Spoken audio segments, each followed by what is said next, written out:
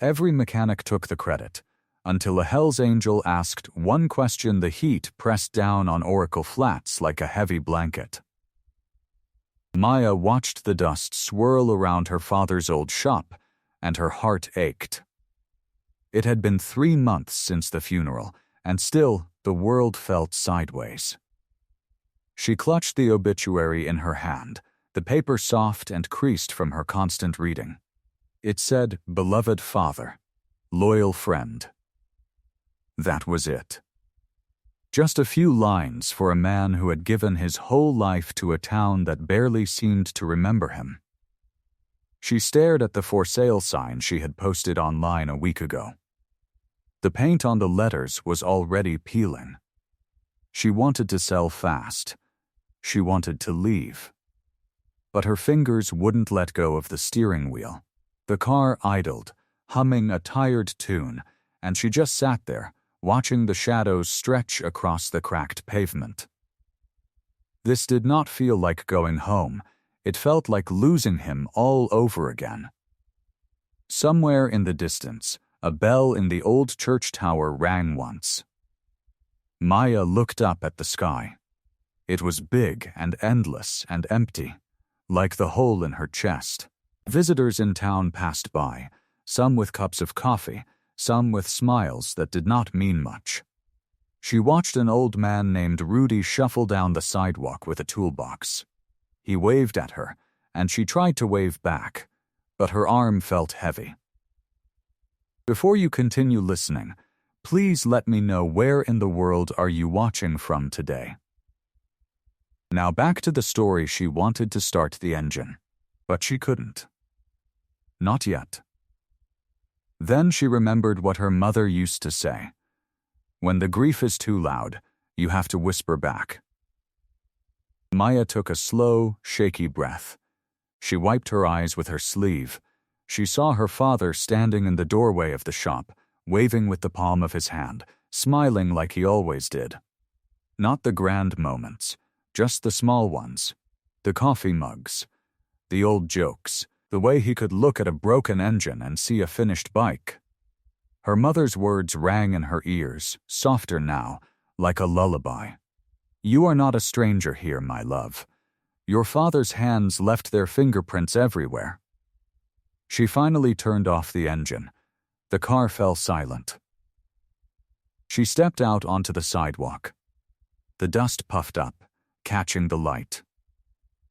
She walked to the door of the shop. The handle was worn down, smooth from generations of her father's hands. She slipped the key into the lock. It turned with a click, and the door swung open. The air inside was thick with the smell of oil and old rubber. It smelled like him. Like safety. She took a step inside. A bell above the door jingled, and the sound made her chest feel raw and tight. She stood in the middle of the room, looking around. His tools hung on the wall in neat rows. The big red toolbox sat in the corner, scarred with years of dings. His coffee mug, with a chip on the rim and the words "World's Best Mechanic" angry on it, still held a spoon. It felt like he had just walked out for a minute. She walked to the wall beside the door and saw the photograph. A family photo on the wall. Her father and her mother on their wedding day. Maya recognized the cracks and the warping around the edges, but not the smile. It was like seeing him again and again. Her fingers touched the glass frame. The world turned blurry. A sob rose from her throat, big and quiet all at once.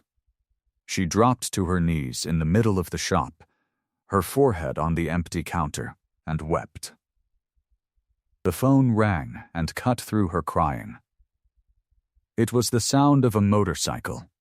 A sputter, low and rough, under a cloud of smoke and oil. Maya looked up, sniffled, and wiped her face with the back of her hand. She pressed her nose to the dusty window. A man climbed off a classic 1970s motorcycle.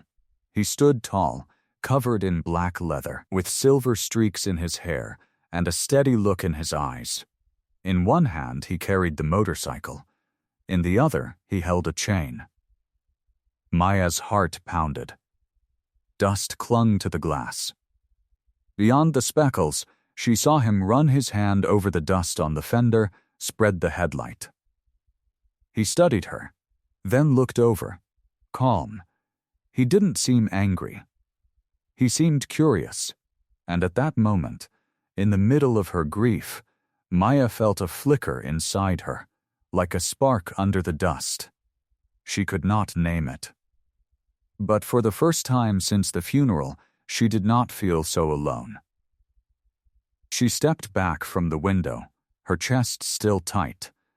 Maybe it held a whisper of something new. A question he had not yet asked. The door jingled as the man pushed it open. He filled the frame with his broad shoulders, but his steps were soft on the dusty floor. He took off his sunglasses and hooked them on his collar. "Afternoon," he said. His voice was low and even, like a slow engine turning over. "Name's Hawk. I'm sorry to bother you. I saw the lights on." Maya wiped her eyes quickly with her sleeve. She tried to smile, but her lips felt shaky. "You're not bothering me. I'm Maya. This was my father's shop." Hawk nodded slowly. He glanced around the room, his eyes resting on the tools, the coffee mug, the photograph on the wall. He did not rush. He let the silence sit there, gentle and patient. "I've got a 1970 motorcycle outside," he said. "She's a classic, runs beautiful most days, but every now and then, the engine just dies. No warning, no sputter, just goes quiet. I've had her looked at in 3 different towns. Nobody can find the problem." Maya stepped closer to the window and looked out at the bike. It was a deep maroon color, with chrome that caught the afternoon light. Even from here, she could see it was loved. The leather seat was worn in just the right places, the handlebars polished smooth. "Intermittent electrical issue," she said, almost to herself. "Those are tricky. It's usually a loose ground or a frayed wire that only acts up when it gets hot." Hawk's eyebrow lifted.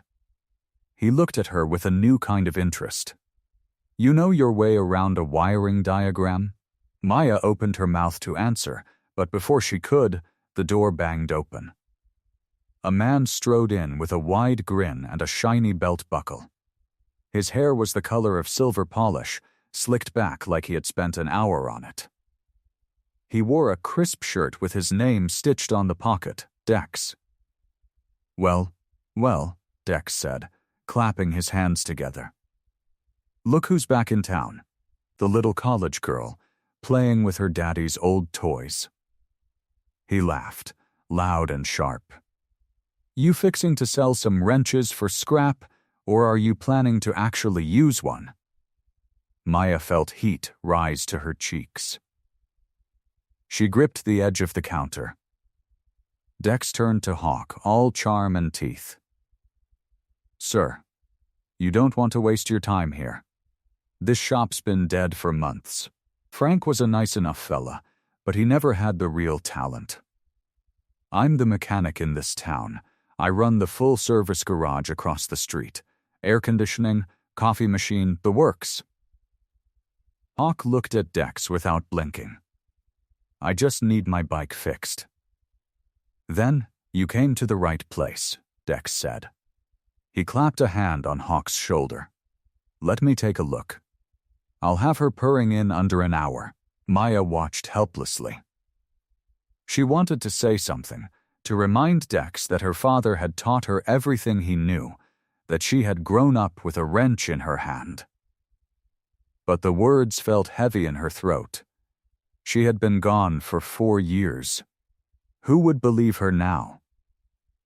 Hawk turned to Maya. "You don't mind if he tries?" Maya shook her head, though her chest ached. He can try. Dex was already outside, popping the seat off the bike and yanking at wires. He worked fast and loud, humming to himself. Maya stood in the doorway and watched. She noticed things.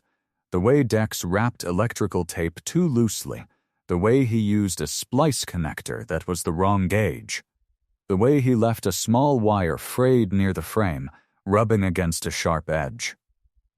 An hour passed. Dex wiped his hands on a rag and grinned. She's fixed. Good as new. That'll be $80.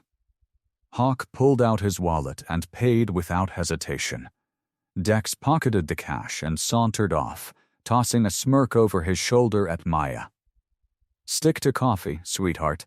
Leave the engines to the men. Maya said nothing.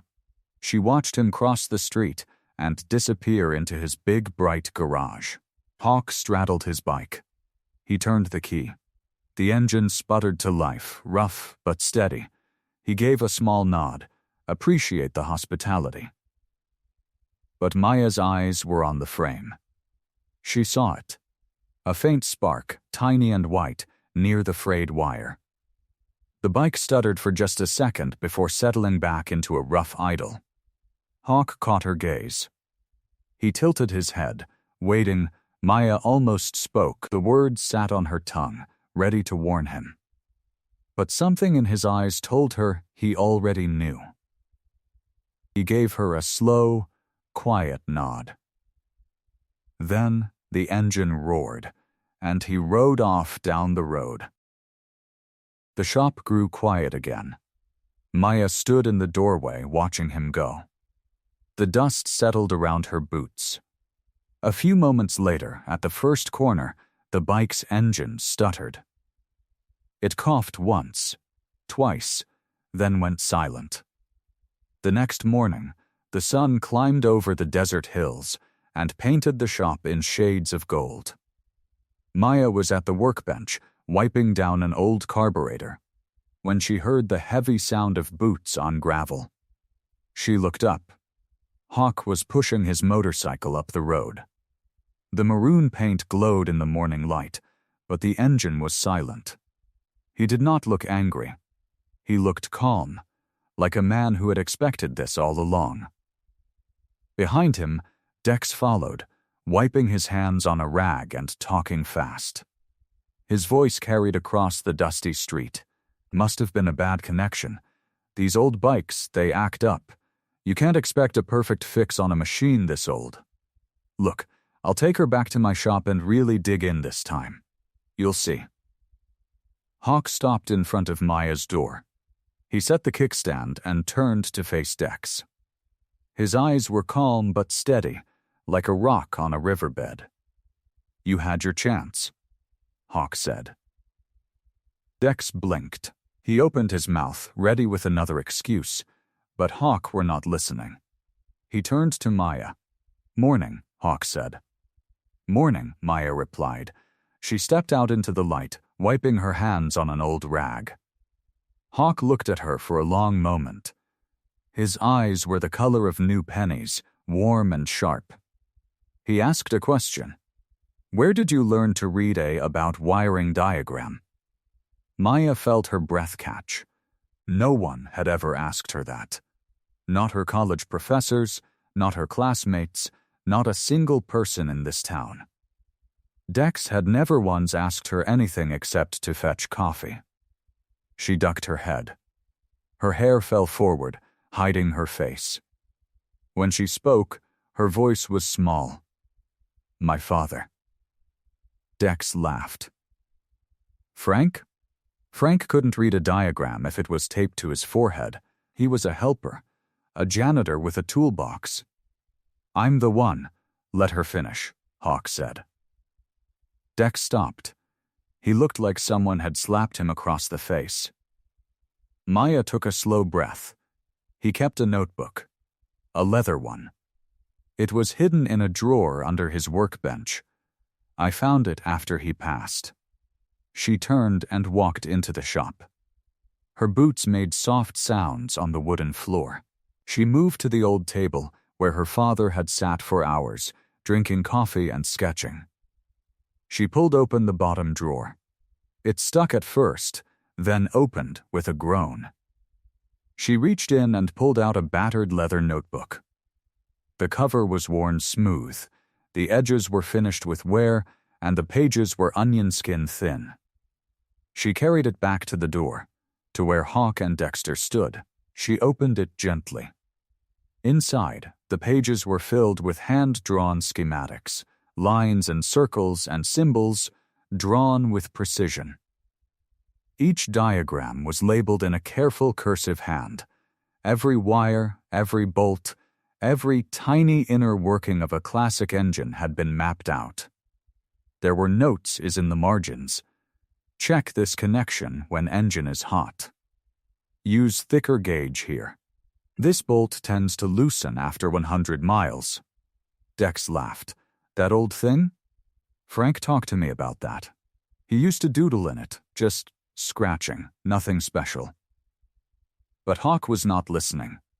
He took the notebook from Maya's hands, something I held with both of his own. His thumb stopped the paper. He turned toward the page where a diagram, one of a 1970 motorcycle engine, drawn dark and detailed. Slowly, his eyes widened. He did not blink. A long breath escaped his lips. Maya, he said, and his low voice was rough. This handwriting, I've seen it before. Maya felt her heart speed. Where? Hawk looked up from the notebook. His eyes glistened in the morning light. Years ago, I dated a woman. Her name was Rose. She was a few years younger. He paused, then said, quickly, she was my sister. One day she showed me a napkin from a mechanic she had met. He had drawn a small diagram on it, showing her how to fix the fuel line on her own car. She said he was the kindest man she'd ever met. Maya's breath caught. Her father. It had to be. Hawk continued. From what she said, the words, he was the true master. Not these pretenders who took credit in the shop he worked at. He looked at Dex, who had gone pale. You broke. You never built a thing in your life. You just copied his work and called it your own. The words fell like hammer blows. Dex swallowed hard. He opened his mouth caught to speak, but no sound came out. He had been caught. After all these years, caught, Maya felt her heart swell. For a moment there was no pain, no worry, only pride. A quiet, shimmering pride. Her father had been a genius. He had been the one. And now, finally, someone was telling her. She had tears in her eyes. She took the notebook back, laid it, closed it, and held it close to her chest. That's my father, she whispered. That's who he was. Hawk nodded slowly. He looked at the bike. We need to fix her properly. But before she could answer, a sound rumbled down the street. At first it was a low hum, like thunder rolling in from a distance. Then it grew. Deep screams filled, a dozen engines. The ground vibrated. Chrome and black leather flooded the street. Maya looked up. A pack of motorcycles rolled into town. They pulled up in front of her shop. Their leaders stopped. A huge man with a thick beard, his arms covered in tattoos, climbed off his bike. He pulled off his helmet and pointed at Hawk's motorcycle. That's our stolen bike, he shouted. Been looking for that for years. You've got some nerve, bringing it back to our town. Tank stepped forward, and his boots made heavy sound on the dirt. His men lined up behind him, crossing their arms. The air was thick and with tension. Hawk did not move. He just stood there, quiet, with the notebook still held in his hand. Maya, Hawk, and Dex stepped out of the shop together. The sun was bright and hard, and the air smelled like dust and hot metal. Tank stood in the middle of the street. Behind him, a dozen men waited on their motorcycles. Their engines rumbled like angry animals. That's our stolen bike, Tank said. His voice was a loud rough. It was stolen from our clubhouse 5 years ago. We've been hunting for it ever since. Hawk did not move. He stood calm as a rock. This bike is not yours. Don't tell me what's mine, Tank said. He pointed at the maroon motorcycle, and his hand was shaking with anger. I know that frame. I know that dent. This bike belongs to my club. Maya's heart pounded. She wanted to say something, but her mouth was dry. She looked at Hawk. He was quiet and safe, but she saw the way his hand moved, slowly, carefully toward his pocket. She felt her skin go cold. He wouldn't. He couldn't. Dex backed away, wiping his hands on his rope. I had nothing to do with this. I just fixed it. He brought it to me. That's all. How terrible, said Tank. Dex shut his mouth. He went quiet.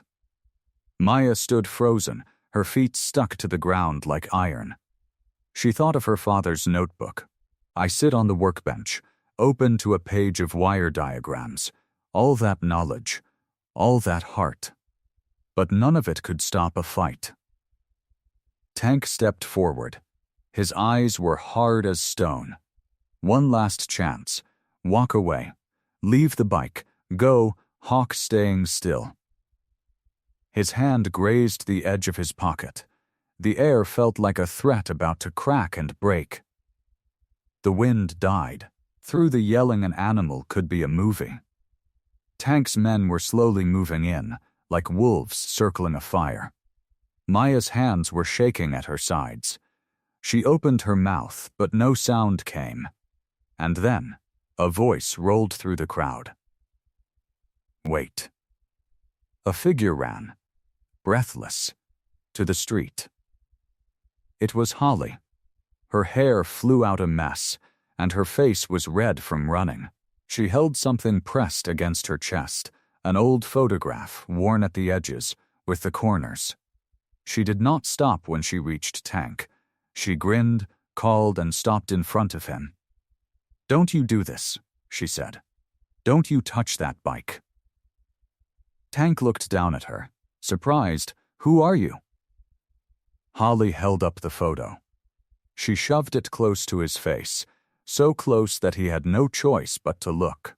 Read it first, she said. Now, Tank's eyes went to the picture. Maya moved closer. She peeked around the bruised. And the world, quiet, whirled again.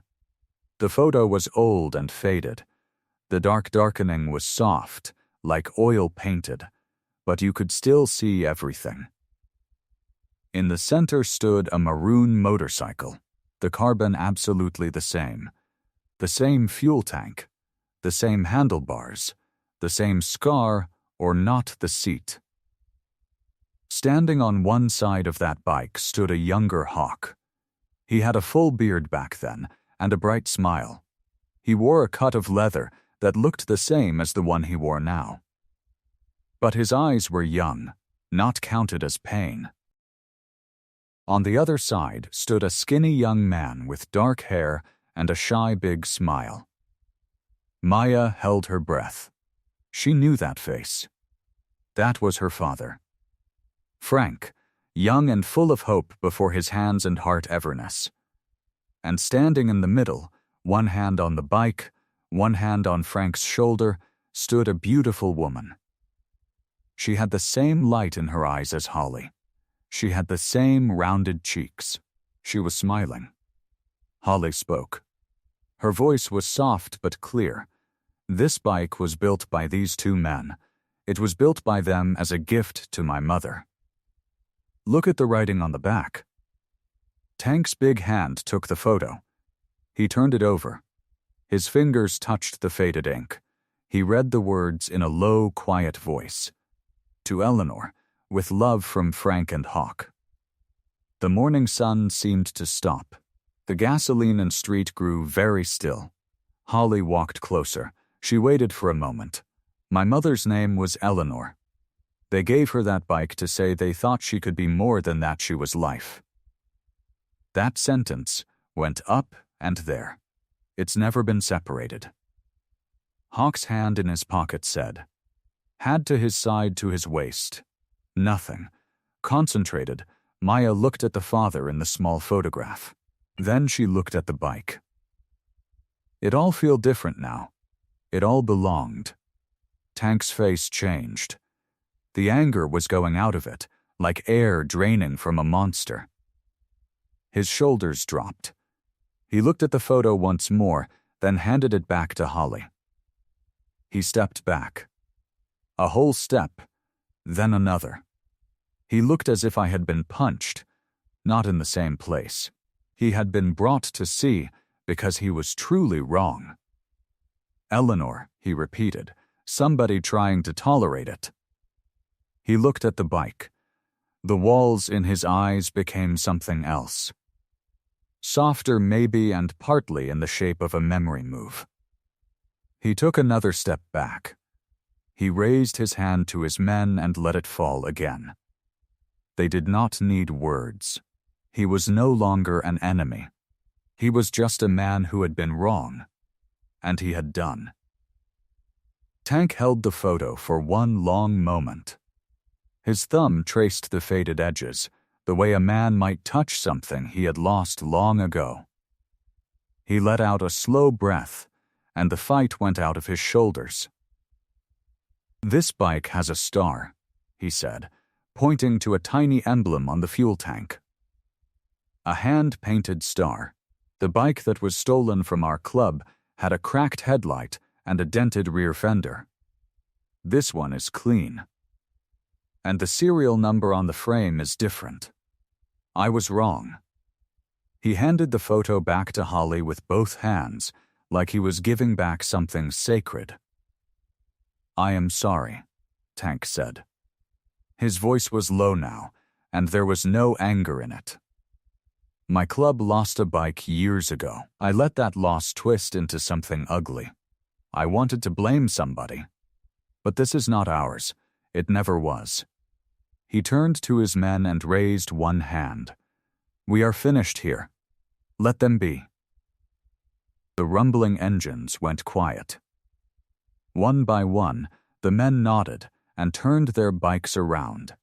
They rolled away down the dusty street, their sound fading like a storm that had passed. Tank gave Hawk one last look, a silent nod of respect, and then he too rode off. The street went still. The dust settled. The crowd that had gathered slowly broke apart. Some people headed back to their cars. Others returned to the diner and the shops. A few lingered, their eyes still on the maroon bike that had nearly caused a war. Dex stood at the edge of the street, his hands stuffed in his pockets. His face was red, and his mouth was pressed into a thin line. He looked at the photo, then at Maya, then at the other bike.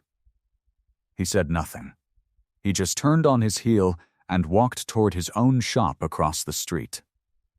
Halfway there, he looked back over his shoulder.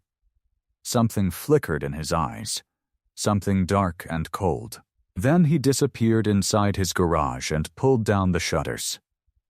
Maya watched him go and felt a small knot in her chest. She had thought she wanted him to be embarrassed.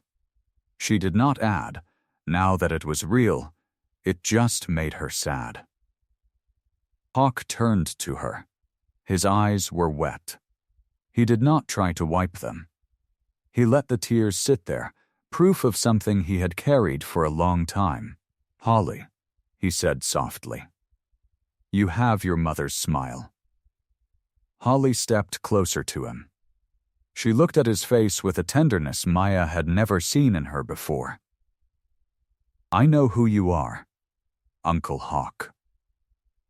Hawk let out a quiet laugh, one that seemed to come from somewhere deep and hurt. "You always knew?" "I found an old photo in my mother's things after she passed. You and her and Frank and the bike. You were in it. I knew you looked familiar the first time I saw you ride into town." Maya looked at the photo again. She looked from Hawk's young face to her father's young face. And then she looked at the beautiful woman in the middle. The same smile as Holly. The same light. She was your mother, Maya said. The words came out one at a time, as if she was testing them. Holly nodded. Her name was Eleanor. She was Hawk's sister. Hawk bowed his head. His voice was quiet and broken. She died a year ago. She got sick, and she went quick. Maya felt her heart squeeze. She looked down at the ground. Her father had never spoken about this. He had never told her about Eleanor or about a friend named Hawk. He had kept his whole other life hidden, like an engine tucked under a tarp. She wanted to ride one more time, Hawk said. She wanted to feel the wind in her hair. He wrote to me and told me he was building this bike for her funeral. He died before he could finish it, and I made a promise. The bike would rest. I would bring it to her. He motioned toward the area. I came here about my sister. But you had already gone too. I was too late. Maya looked down at the ground. Her eyes burned. Her father had carried this sadness alone. He had been fixing a bike for a woman he loved, and he could not finish it.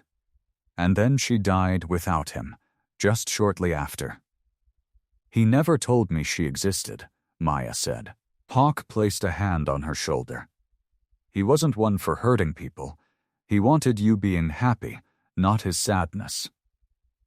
Holly sniffled and moved close. She hugged Maya without asking. Maya felt the hug come over her body like a blanket. She buried her nose and held on. Your dad and my mom loved each other, Holly whispered. I didn't tell you this earlier because I didn't want to hurt you, but you had to know. They were. He loved you, Maya. Maya closed her eyes. She felt the dirt on her own, in her arms. I know, she said. I don't know if he ever finished it. Hawk looked down at the bike. He smiled a small smile. Funny thing. He did finish it. He just had no way to tell her. The only way he knew how to say it was with wire and metal and a good tune. He opened the bike's seat and pulled out a small folded key. It was covered in clear tape and printed with a single star. He held it out to Maya. For you. Your father and my sister always wanted this to ride. And you can riding. Maya took the key in her hand. It was light. It felt heavy. She looked back at the shop with the flickering light and the old wood floor. And for the first time since she came home, it did not feel like a burden. It felt like a place where she belonged. Come on, she said. Let's go inside. Holly hugged her again enough, and the three of them walked together through the door. The notebook lay open on the workbench. Maya flipped past the schematics, past the careful hand-drawn diagrams of engines and wiring harnesses, until she reached a section where the ink changed. Here, the pages were not technical drawings. They were letters. Handwritten, dated, folded with care. Her father's handwriting, she knew it from the oil-stained labels on old parts bins. But these pages were different. These were soft. These were meant for her. She read the first one silently. Her lips moved as her eyes traced the words. Maya, if you are reading this, I am probably gone. I do not know how much time I have, but I know how much time I had with you. And it was the best time I ever had. I wanted to tell you something I never said out loud. You are the finest thing I ever built. And that includes every engine that ever rolled out of this shop. Maya's hand trembled. She set the notebook down on the bench, then picked it back up. She could not let go of it. The second letter was dated 3 weeks after the first. I used to think being a mechanic meant knowing how everything worked. but now I think it means knowing how to ask the right question. The real engineer is the one who asks the right question. Never be afraid to be asked, for that is how you learn to answer. I was afraid once. I was afraid someone would ask me something I did not know. But then I learned that the asking is the beginning, and the answer is just the path. Hawk stood behind her. He did not say a word. He just read over her shoulder, his eyes moving slowly over the same lines. A small smile crept across his weathered face. He nodded quietly, like he had just heard an old song he had not heard in years. "That sounds like Frank," he said. His voice was low and gentle. He always believed in the question more than the answer. He said the answer was just a destination. But the question was the journey. Maya turned the page. There was another letter, this one shorter. "I built a bike for someone I loved a long time ago. I did not finish it before she passed. I think about her every day. But I also think about you. And I think, if I can just finish this bike, if I can just get it right, then maybe she will know. Maybe she will see it from wherever she is. And maybe you will see it too. And you will know that I always loved you. Not because the bike meant something, but because you did." Maya pressed her palm against the page. She could feel the pressure of his pen against the paper, the way he had leaned into the words as he wrote. She could almost see him sitting at this very bench, the same flickering light above, the same oil-stained floor beneath his boots. "They are all for me," she whispered. Holly came up beside her and placed a hand on her shoulder. "He never stopped thinking about you, Maya. Even when he was working on other things, even when he was fixing someone else's car, he was thinking about you." Maya closed the notebook and held it against her chest. The old leather creaked softly. She could smell the grease and dust and coffee that had lived in this shop for so many years, and under it all, she could smell her father. She closed her eyes and let herself remember. Across the street, Dex stood at his window. His hand was pressed against the glass. His jaw was tight. He watched the light spill out of Maya's shop, watched the three figures moving inside, watched them laughing and reading and holding things close. He had spent years building his reputation. He had spent years guarding the secret of where his skills actually came from. And now this girl who just walked in off the street, she had the notebook. She had the proof. He watched her hold the notebook to her chest, and something in him snapped. He turned away from the window. His hands were shaking. He opened a drawer in his desk and pulled out a ring of keys. They were old and brass, tarnished with years of use. Somewhere on that ring was a key that fit the lock on Maya's shop. He had duplicated it years ago, back when her father was still alive, back when he used to slip in at night and copy the diagrams he needed to stay ahead of the competition. He ran his thumb over the key. Then, he slid the ring into his pocket. He waited until the lights went out across the street. He waited until the town went quiet, and the only sound was the wind moving through the desert. Then, he slipped out of his own shop and walked across the empty street. The key turned the lock with a soft click. The door creaked open. Dex stepped inside, his shoes silent on the old wooden floor. The notebook was still on the workbench. He flipped it open, his eyes scanning the pages quickly, his fingers trembling as he copied a few key schematics into the small notepad he always carried. Then, he moved to the bike. He knelt down beside it. His breathing was shallow. He looked around once, twice, 3 times. No one was there. He reached into his pocket and pulled out a small, sharp piece of metal, a shard that had been sheared off a broken bolt. He worked it deep into the engine block, near the crankcase, where it would sit hidden until the engine turned over at high speed. He pushed it in, wiped his hands, and stood. He looked at the bike one last time. Then he slipped back out the door, locked it behind him, and walked across the empty street, grinning in the dark. The next morning, the desert sun spilled gold across the workbench. Maya arrived early, coffee in hand, still thinking about the letters. She had read them again before bed. And again, this morning. But when she reached the shop door, she stopped. It was open. Just a crack. The lock had not been broken, but the door was not closed all the way. She pushed it open slowly and stepped inside. The air was still and cool. Nothing moved. She checked the workbench. The notebook was exactly where she had left it. She ran her fingers over the cover. It felt right. Then she walked to the bike. She circled it once, twice. She ran a hand along the frame, checking for anything out of place. The fuel lines were tight. The carburetor was clean. The wiring harness lay neat and quiet.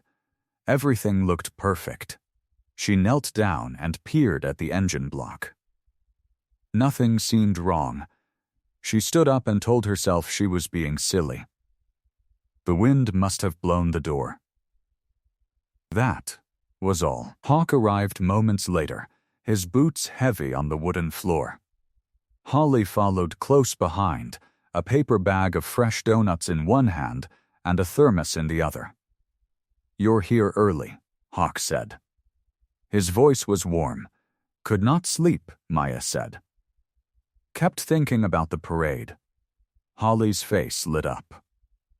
"The classic motorcycle parade? That is the biggest thing this town does all year. Everyone lines the main street. They have trophies and banners and everything." Maya nodded. She looked at the bike. It gleamed in the morning light, all chrome and deep blue paint. "I want to enter it. Not for the trophy. I want to do it for my dad. And for your sister, Hawk. I want people to see what they built together." Hawk was quiet for a moment. He looked at the bike the way you look at an old photograph. His eyes softened. Then he nodded slowly. She would have liked that. She would have liked that a lot. Holly set down the donuts and clapped her hands. "Then it is settled. We are going to get this bike parade ready. And we are going to make it shine." They worked through the morning. Holly wiped down the chrome until it sparkled. Hawk adjusted the clutch and checked the brakes. Maya went over the wiring one more time, following her father's diagrams with her finger, making sure every connection was true. The shop filled with the good smell of metal and oil and fresh coffee. Around noon, Maya stepped back and looked at the bike. It sat there, proud and waiting. "I want to take it for a test ride," she said. "Just a short one, up to the old water tower and back." Hawk raised an eyebrow. "You sure?" "I am sure." She grabbed her father's old helmet from the hook by the door. It was scuffed and worn, but it fit her perfectly. She swung a leg over the bike and settled into the seat. The leather creaked beneath her. She turned the key. The engine coughed once. A small sputter, like a man clearing his throat. Hawk leaned forward, his brow furrowed. But then the engine caught. It rumbled to life, steady and smooth, a deep, happy sound that vibrated through her bones. Maya smiled. She gave a thumbs up and rolled out of the shop. The street was quiet. The desert stretched out in every direction, pale and endless. She rode slow at first, feeling the bike beneath her, learning its rhythm. Then she opened the throttle a little more. The wind whipped past her face. The engine sang. She went all the way to the water tower and back. The bike never missed a beat. When she rolled up to the shop, she killed the engine and sat there for a moment, breathing hard, smiling wide. "Runs like a dream," she said. Hawk walked up and rested a hand on the tank. "Your father would be proud." Maya dismounted. She took off the helmet and ran a hand through her hair, and that was when she heard it. A faint ticking. It came from the engine, soft and quick, like a tiny clock hidden somewhere deep inside. She tilted her head and listened. The ticking faded. Then it was gone. "Everything okay?" Hawk asked. His eyes were on her face. Maya looked at the bike. Then she smiled. "Never better. It is just an old engine." "It makes old engine sounds." Hawk nodded. "That it does." Across the street, Dex stood at his window. He watched Maya walk back into the shop. He watched Hawk pat her on the back. He watched Holly hand her a donut. In his pocket, his fingers rolled the brass key back and forth. He looked at the calendar on his wall. The parade was 6 days away. 6 days. He smiled to himself and ticked off the days on his fingers. 1, 2, 3, 4, 5, 6. On the 6th, the shard would loosen. The engine would scream, and the whole town would see Frank Dobbs's little princess fail in front of everyone. He let the curtain fall and walked back to his workbench. The countdown had begun. For 6 days straight, the three of them worked from sunup to sundown, not because they had to, because they wanted to. Because something about that bike brought them together in a way none of them could quite explain. Maya learned to love the feeling of a wrench in her hand. She learned the click of a socket seating just right. She learned how a rag felt when it was soaked in grease and solvent. By the 3rd day, she could name every part she touched without looking at the diagram. By the 4th day, she could have taken the whole engine apart in her sleep. Hawk worked beside her in silence mostly. But not a cold silence. It was the kind of quiet that felt safe. Like sitting by a fire with someone who understands you without needing words. He handed her tools before she asked for them. He nodded when she made a good call, and sometimes, when they stopped for lunch, he told her things. "Eleanor was the bravest person I ever knew," he said one afternoon, leaning against the workbench. "You think that desert is rough?" She rode wild over those dunes like it was a highway built just for her. He paused, his eyes looking past the walls of the shop. She was only 21 when she raced the old salt flats, beat every man there. She did not brag about it, just came home, parked the bike, and fixed her famous chili. Holly laughed from across the room, wiping grease from her hands. "My mom made chili that made grown men cry. Best in 3 counties. Maya smiled. She helped. Holly threw a rag at her. It hit her shoulder with a soft smack. They both burst out laughing, the sound bouncing off the rusted tools and the old oil drums. "Hey, watch it," Maya said, laughing. "You will get grease on your face." Holly grinned. "Already have it. I've been a mechanic for 3 days. I smell like one, too." Hawk shook his head, hiding a smile. "You two are worse than a monkey wrench and a stuck bolt." But he said it with affection. The kind of affection he kept close-guarded. The kind he showed by showing up, by helping, by the patient way he curled tiny wires they looped around bent fingers. By the 5th day, they got the wiring harness ready. It was 6 feet of color-coded cables, all clean and new. On the seat, Holly had sewn a small star patch with thread she found in a drawer. "For your father," she said, fingers touching the image. "He always used to doodle stars." Hawk stood at the workbench, closest to the engine. He sprayed down every bolt with protective film. One by one, exactly like it was a prayer and he was a man in a chapel. "You know," Hawk said, his voice quiet, "she had a wild spirit. Once she and I rode our bikes to the ocean and back in a single day. She told me the stars were just headlights for the sky." Maya wiped her hands and set her screwdriver down.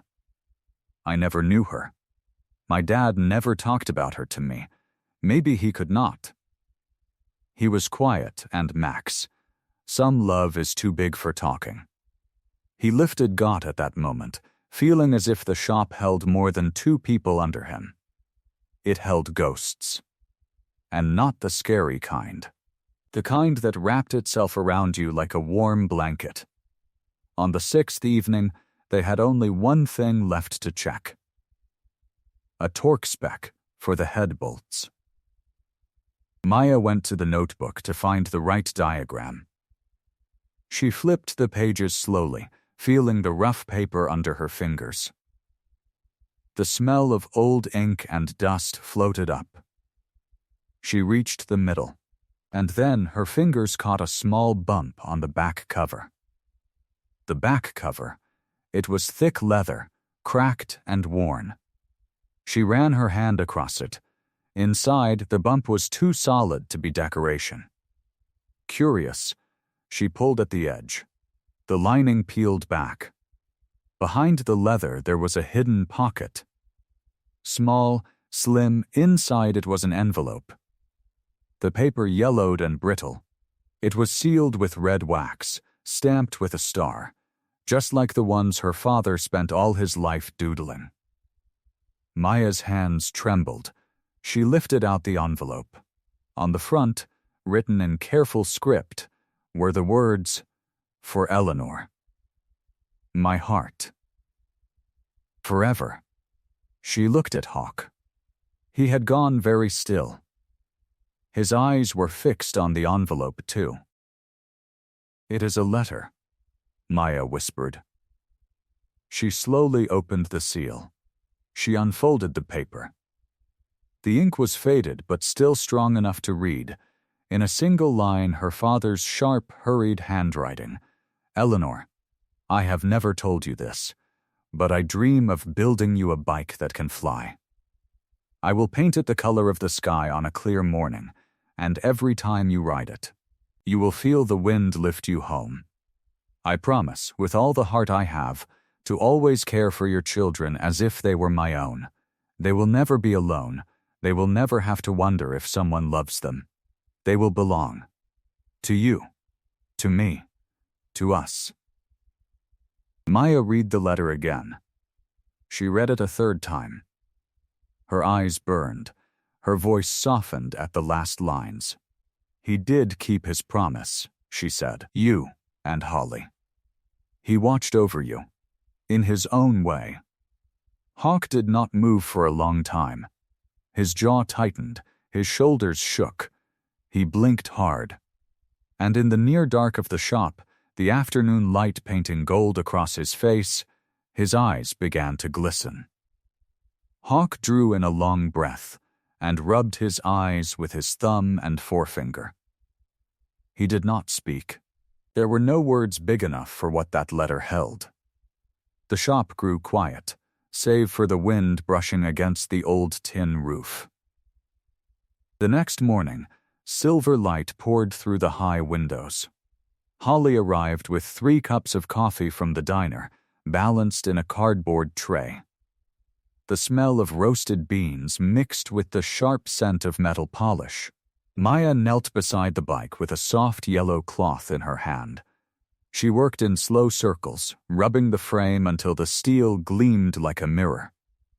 She wanted every inch of the machine to be perfect. This was no longer just a motorcycle. It was a story made of metal. She moved beneath the seat. Her fingers traced the cool lines of the frame. Then, she stopped. Her thumb caught on a small groove in the paint. She bent closer, squinting in the dim light. There, etched into the metal under the leather seat, was a tiny star. It was no bigger than a penny. But she knew its shape by heart.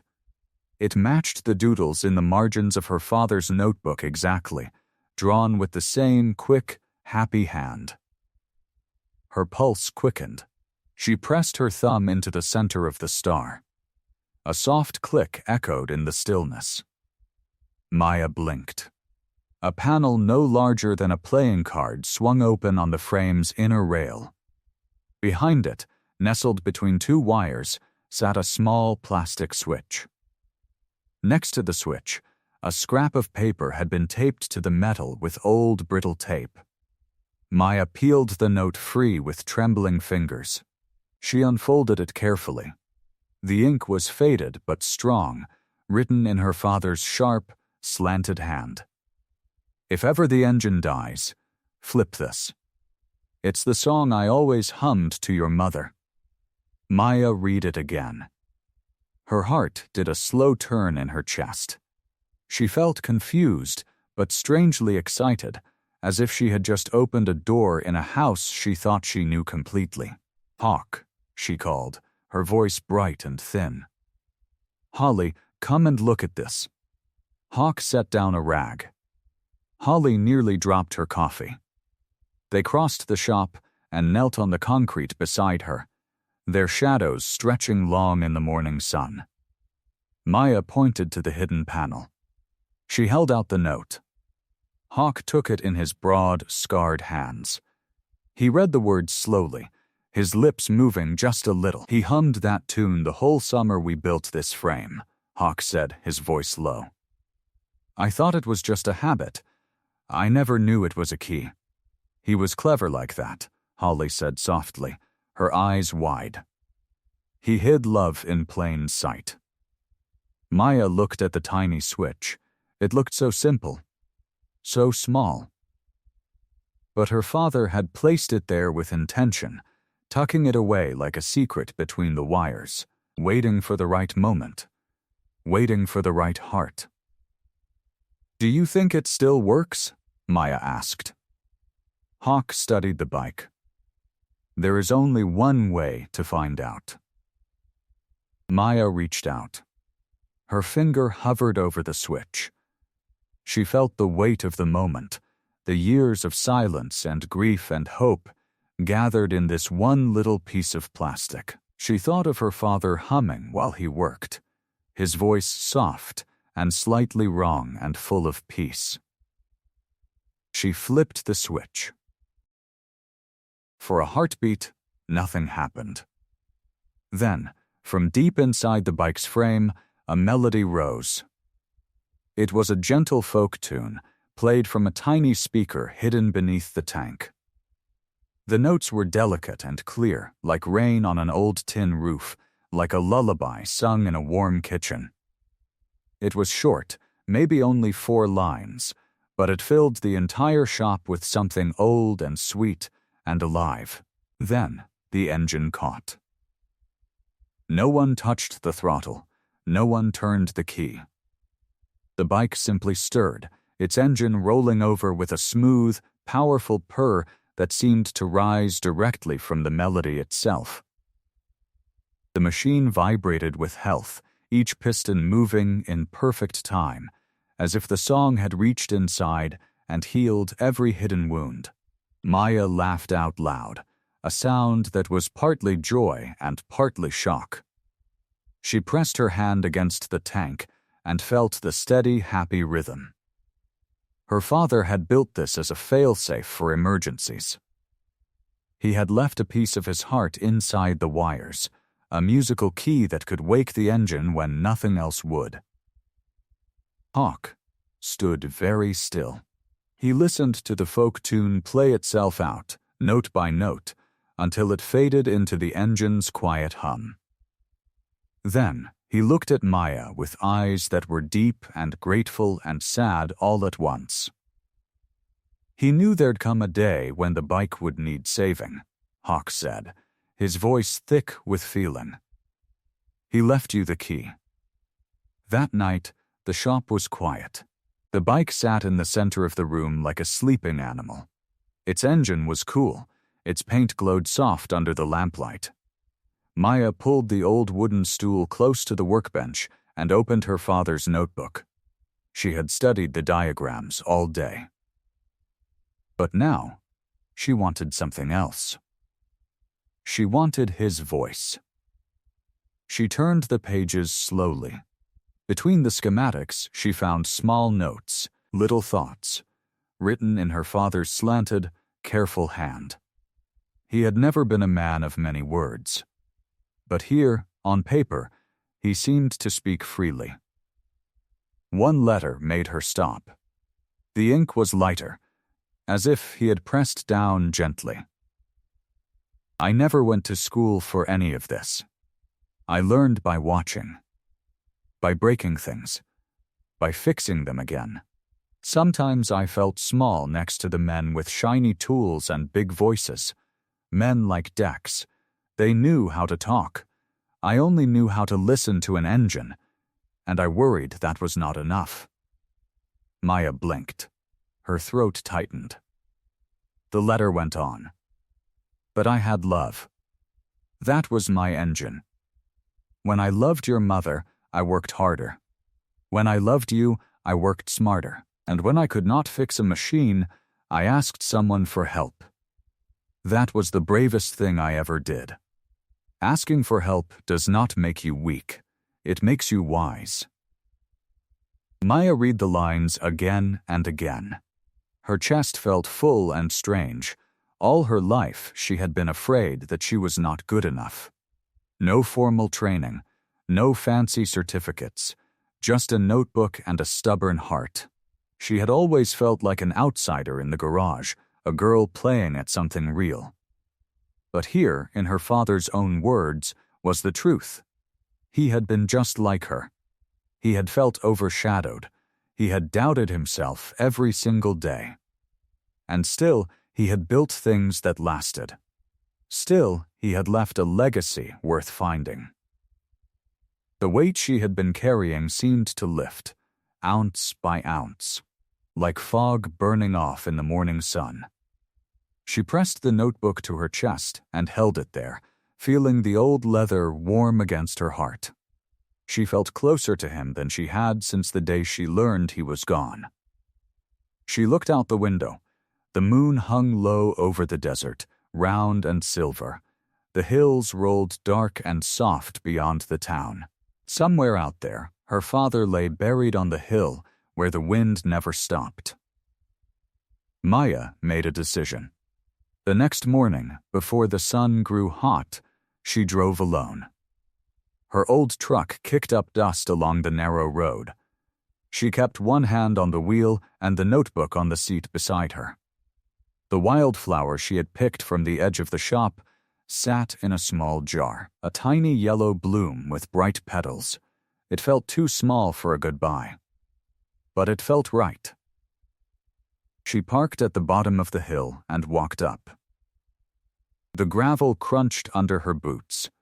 The sky was wide and blue, and a pair of birds crossed it, arcing high.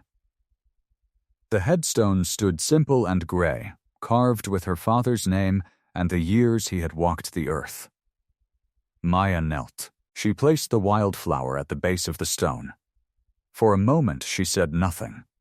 The wind moved her hair across her face, and she let it stay. "I learned to ask the right question, Dad," she whispered. "Your notebook is my Bible." Her voice broke a little, but she smiled through it. She placed her palm flat against the stone, feeling the rough surface, the years, the love. Behind her, at the edge of the hill, a motorcycle idled in the shadow of a tall saguaro. Hawk sat astride it, his leather jacket catching the morning light. He did not move closer. He only watched, his hand pressed over his heart, sending a silent blessing to the girl who had found her way. Maya did not see him. She did not need to. She knelt there a long moment, then stood, wiped her eyes, and walked back down the hill. The notebook stayed close to her chest. The wildflower stayed behind. And for the first time in a long time, Maya felt the weight of grief turn into something lighter. Something like hope. The town square buzzed with the sound of hammers and cheerful shouts. Red, white, and blue bunting draped across every storefront. A banner stretched over Main Street read Oracle Flats Founders Day Parade. Kids chased each other with tiny flags. The whole town smelled of popcorn and warm dust. Inside her father's shop, Maya wiped a soft cloth across the tank of the 1970s motorcycle. The chrome gleamed like a mirror. She worked slowly, lovingly, the way her father had taught her to care for things that mattered. She had cleaned every spoke, every bolt, every line of the engine. The bike looked brand new. She stepped back and admired her work. Sunlight streamed through the grimy windows and caught the paint, a deep burgundy that shimmered like wine. She felt a swell of pride. Her father's bike. Her father's dream. Now, her future. But across the street, behind the tinted glass of his own shop, Dex watched her. His jaw tightened, his hands curled into fists inside his pocket-size. He had seen her working every day, head bent over that notebook, muttering to herself as she traced wires and checked connections. The parade was in 2 days. If that bike ran smooth, Maya would be the hero. And Dex would be nothing. He paced his showroom, past the shiny sports cars and the gleaming sign that read Dex's Auto Excellence. He stopped at his office window and stared at the open notebook Maya had left on her workbench. Even from here, he could see the neat handwriting of Frank Dobbs, her father. The old man's diagrams were beautiful. True art. The truth gnawed at Dex like a hungry rat. Every trick he knew had come from those pages. Every sparkling fix he had ever claimed as his own had been Frank's genius. And now the daughter had the notebook. She had the brains. And she had the heart. Dex chewed his lip. The parade was in 2 days. If Maya's bike ran perfectly, she would be the hero.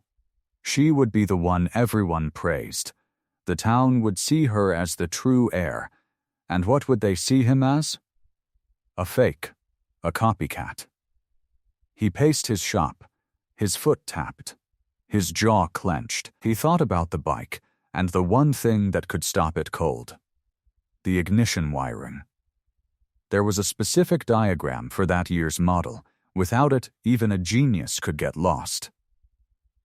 Her father's notebook had it. He had seen the pages, the delicate sketches, the tiny notes in the margin. A bad idea grew in his mind like a weed.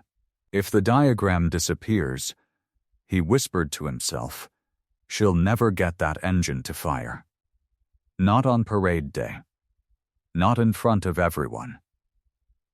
That night, after the town went quiet, Dex slipped into the shop. A dog barked somewhere far off. The lock was old, and he knew its tricks. He snuck through the shadows, past the tool chests and the oil stains, until he found the leather notebook lying on the workbench.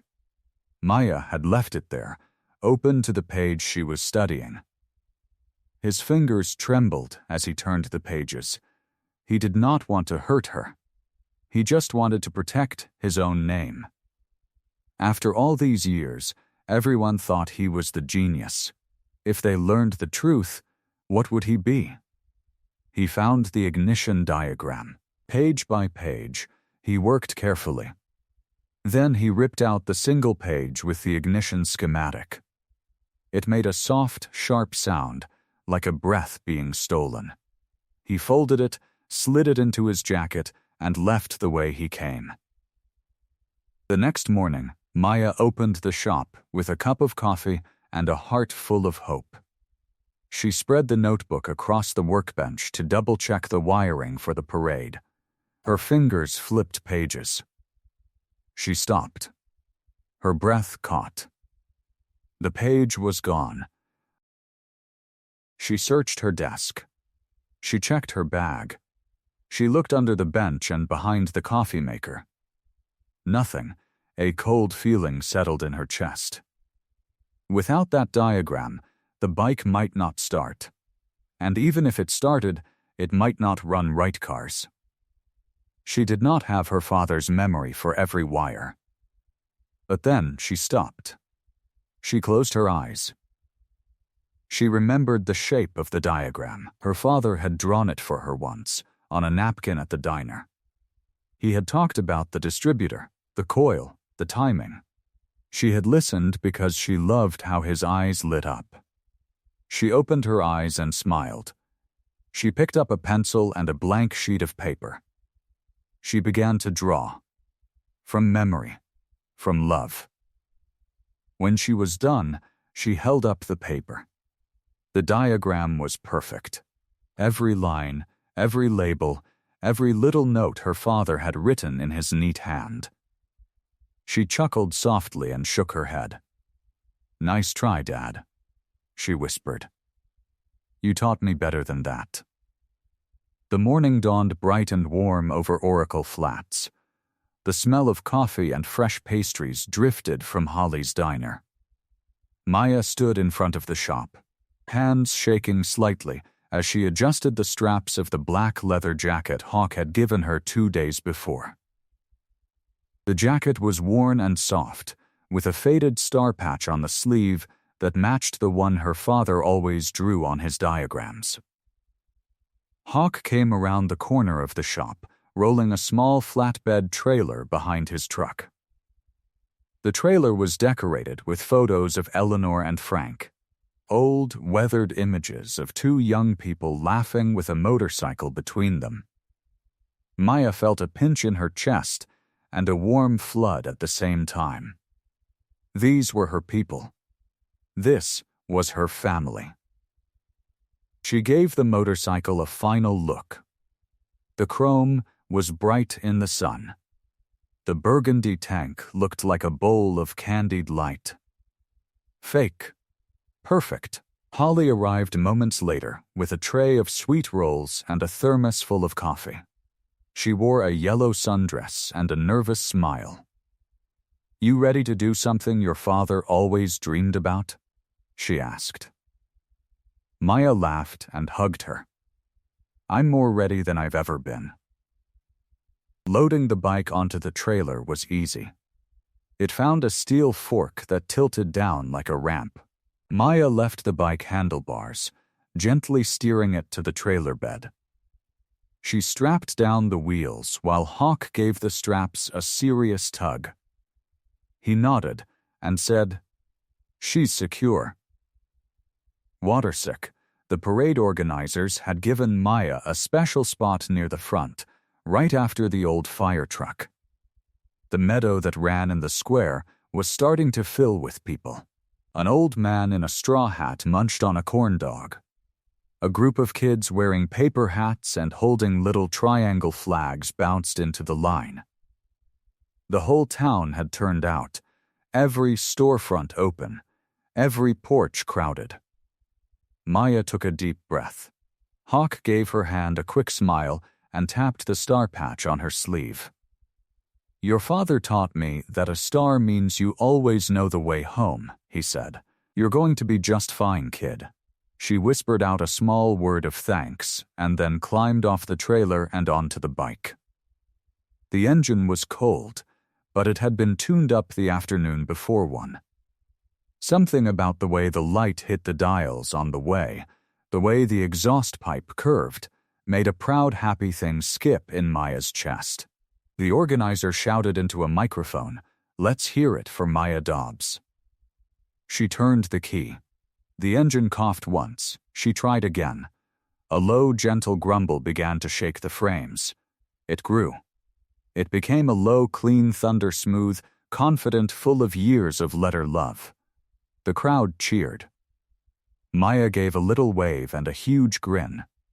She let out the clutch, and the bike jolted forward, light and eager. The trailer's weight fell back. The engine sang with a voice like tobacco and honey. People clapped and whistled. Some tossed flower petals into the air. She rode past the bakery, where a woman in a floor coat flashed her a wink. She passed the bank and the tiny library with a banner that read, "Oracle Flats loves its heroes." Holly stood near the diner and screamed with joy and waved a little flag. Hawk rode a few yards behind on an old, fat, wonderful motorcycle that belonged to him, his own leather jacket dark against the morning sky. Maya started to have a wobble near the first crossing. A small knot of worry formed in her shoulders. But the bike settled itself. It hummed. It sang. She remembered her father's words from one of his letters. When it shudders, don't fight it. Let the machine talk. She let it talk. The bike whispered back. She waved at a little girl holding a hand-painted sign that read, "I want to be a mechanic." The child's eyes went wide with wonder. Maya's heart soared like a kite. The crowd was louder now. 2 blocks passed. She felt like she was riding down a river of golden light. But across the street, near the edge of the crowd, stood a man in a crisp yellow shirt. He smoked a smile like a cat in a sunbeam. His arms were crossed. His eyes were dark watchful. The smile was not a happy one. It was the smile of a man waiting for a storm to break in his favor. Dex watched Maya wave. He watched her glow. He watched the crowd love her. He did not clap. He did not cheer. He let his fingers tap against his thigh to a personal rhythm that only he could hear. Inside his jacket pocket, a small folded paper. The song. The waiting was almost over. Maya did not see him. She didn't look his way. She felt a rush like warm river water through her chest. The next street was long, wide, and bright. She turned the throttle. The engine hummed with joy. She let it open a little more. The packed metal began to respond. She smiled toward the horizon and heard her father's old song, so she stayed her steps. The 3rd block had begun. And behind her, Dex's smile made a ripple, cold and easy. He spread his arms a little wider, leaning back on his heels, whispering under the band music of the parade, "Let's see how your father's girl likes a 1.5." The afternoon sun felt warm on her face. She did not know anything. She squinted forward, letting the breeze pull at her hair. She felt the flutter of her own engine. The world outside, she saw only shimmering heat and the bright colors of the people celebrating. The red, white, and blue bunting whipped past, and the engine purred like a sleeping cat. The 3rd block opened wide and bright, lined with old oak trees and waving families. Maya let out a happy breath. She was almost there. Then the engine coughed. It was a small sound at first, like a throat clearing. Maya felt it through the handlebars. She squeezed the clutch and tried to give it a little more gas. The engine coughed again, harder this time. A puff of black smoke curled out from under the tank. The bike shuddered. Its smooth song broke into a rough, ugly stutter. Maya's heart dropped like a stone in water. She twisted the throttle. Nothing. The engine sputtered once, twice, then went silent. The bike rolled forward a few feet and stopped dead, right in the middle of the parade route. For a moment, there was no sound at all. The band behind her stumbled and stopped.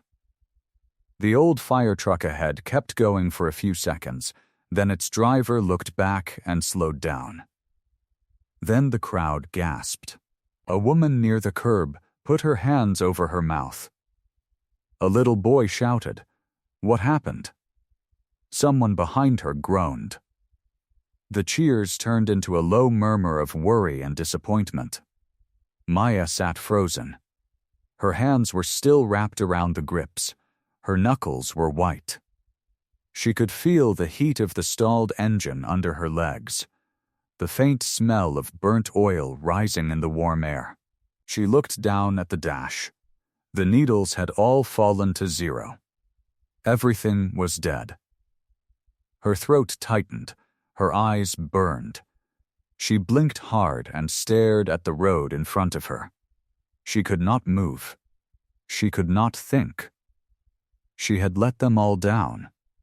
She had let her father down.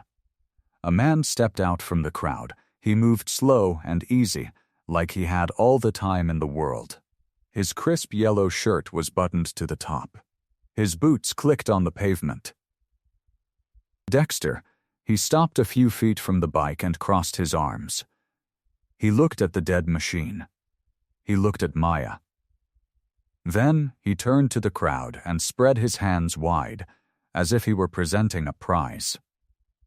Well, he said, loud enough for everyone to hear. Told you she's not a real mechanic. Some people in the crowd went quiet. A couple of men near the back chuckled. Maya felt the words land like small, sharp stones. She wanted to disappear. She wanted to sink into the pavement and never come up. Dex walked a slow circle around the bike. He tapped the chrome fender with one finger. Nice ride, though.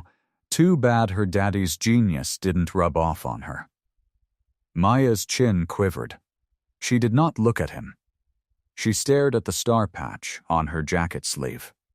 She thought of her father's notebook. She thought of his letters. She thought of the night she had spent in the shop, tuning this very engine until it hummed like a lullaby. What had she missed? What had she done wrong? A heavy tread sounded behind her. Then a familiar voice, low and gentle, close to her ear. "Hey kid, Hawk." He was off his bike and at her side before she even registered his steps. He put one worn hand on her shoulder. She looked up at him, and for a second she could not speak. Her eyes were glassy. Her breath came in short little bursts. Hawk did not look at Dex. He did not look at the crowd. He looked only at Maya.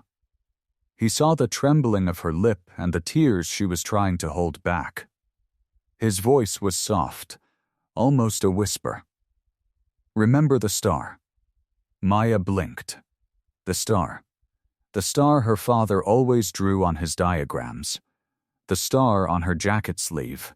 The star he had painted under the seat of this very bike, hidden away like a secret promise.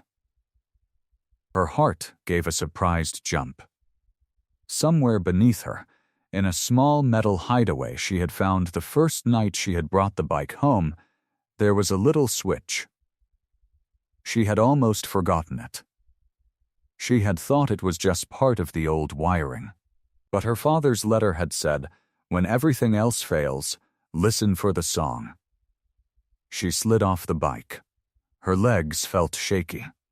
She knelt beside the seat and reached underneath. Her fingers found the little catch. She pressed it. There was a soft click. A gentle folk tune filled the air. It was a sweet, simple melody, played on a tiny music box buried somewhere inside the frame. It was the same song her father used to hum to her as a child, the one about the stars on the open road and the home that waits at the end.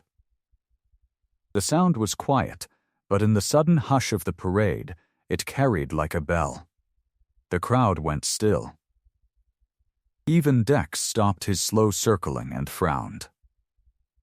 Maya felt a warmth spread through her chest. She stood up. She touched the ignition again. The engine coughed once, a rough, surprised sound. Then it caught. It rumbled low, then stronger. It roared back to life, smoother and louder than ever before, as if the song had woken something inside it. The needles on the dash jumped up.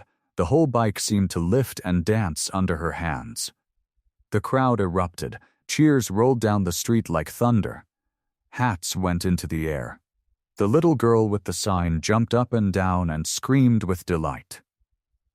Holly was crying and laughing at the same time, waving her flag so hard it almost bent. Dex's face went pale. His mouth opened, then closed. He took a step backward. The perfect smile was gone. In its place was a look of raw, flat disbelief, like a man who had been certain of the ending and had just seen the whole story change. Maya climbed back onto the bike. She revved the engine once, a deep, happy roar. Then she looked at Hawk. He nodded at her, and there was a shining pride in his eyes. She let out the clutch. The bike rolled forward. The song was still playing, soft and sweet underneath the thunder. And Maya rode on toward the finish line, with her father's melody wrapped around her like an old, loving arm. Maya rode the rest of the way with her heart full and her ears ringing.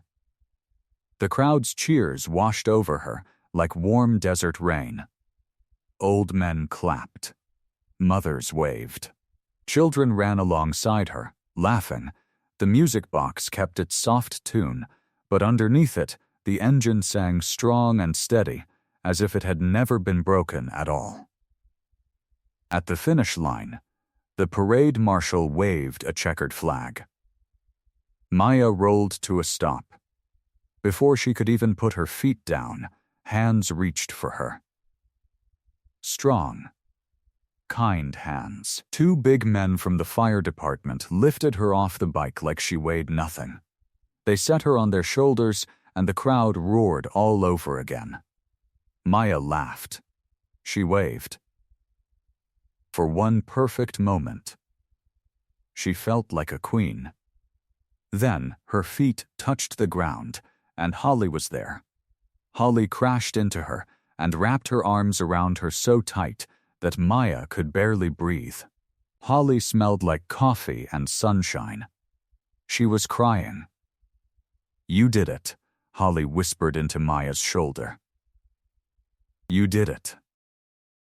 Maya pulled back and tried to wipe the tears from Holly's cheeks. "We did it. You and Hawk and me." "Yes," Holly said, still smiling. "And your dad. He was with you. I know he was." Maya nodded. She could feel him in the song still playing, low and sweet, somewhere deep inside the bike.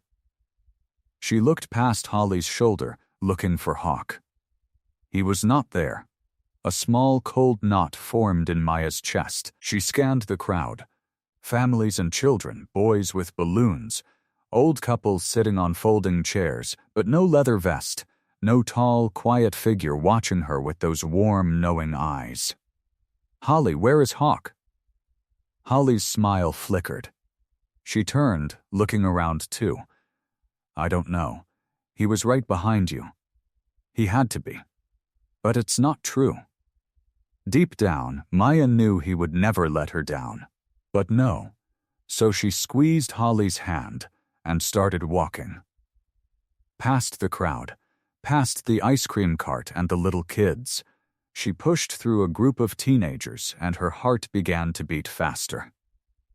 She found him at the edge of the parade grounds, near the old, dry fountain. His motorcycle was there, his own older one, and he was packing his saddlebags. He moved slowly, careful, working each strap into place. He wasn't wearing his jacket. The vest with his patch was folded over his saddlebag. Maya stopped. She swallowed. "You're leaving," she thought. Hawk looked up. He had a soft, tired look in his eyes. He didn't deny it. He finished buckling a strap and straightened slowly. "I can't stay," he said. His voice was low and rough. "This bike brings back too many memories." He glanced down, and for a moment she saw something old and deep cross his face. "She's yours now." Maya's breath caught. "Hawk, we just fixed it. We just roared. The whole town saw it." "You were there. I was." He nodded. "And you made her sing again." That's what mattered. That's all I needed to see. He pulled a worn leather notebook out of his jacket. Her father's notebook. The one with the wiring diagrams and the letters. He held it out, and this time his hands trembled just a little. "This was your father's," he said. "But it was always meant for you." He pressed it into her palms. He looked at her there, in the desert sun, and his eyes were soft and sad and full of love. "You were the heir all along, Maya. You just needed someone to ask the right question." Maya felt the weight of the notebook. The cracked leather, the smell of old grease, the memory of her father. She opened her mouth to speak, but no words would come. Hawk stepped closer. He put one rough hand on her shoulder. Then he pressed his lips to her forehead. She smelled dusty road and clean oil. She closed her eyes. "Be good," he murmured. "And keep singing her song." He let her go. He swung onto his bike. The engine kicked over with a low, lonely rumble. Then he rolled forward, slow at first, and then steady, and he did not look back. Maya stood alone. Her chest hurt, her eyes burned, and the hot tears spilled over and ran down her cheeks. She clutched the notebook tight, like it was the last piece of her heart. Holly appeared beside her. She did not say a word. She just slipped her arm through Maya's and stood with her. The two of them watched the cloud of desert dust rise and swell and settle. And then the road was empty, and the horizon was quiet. And Hawk was gone. That evening, Maya sat on the cold concrete floor of her father's shop. The lights were off except for one dusty lamp in the corner. It cast a soft yellow glow on the bike. The motorcycle gleamed like a piece of art. The chrome sparkled. The paint was a deep cherry red that caught the light and seemed to breathe. It looked alive, like it was waiting quietly for someone to take it out and ride it under the stars. But Maya could not look at it for long. It hurt too much. The notebook lay open in her lap. The pages were soft from years of fingers turning them. Her father's handwriting covered every page, small, careful letters and neat diagrams of wires and gears and parts. She ran her fingers over the lines, tracing them like she was touching his hand. She reached the last page, and her breath caught. The page was torn. A jagged edge ran down the middle, where a whole section had been ripped out. She checked the back cover. Nothing. She flipped through the rest of the book again, certain she had missed something. But no, the page was gone. A cold, sick feeling spread through her stomach.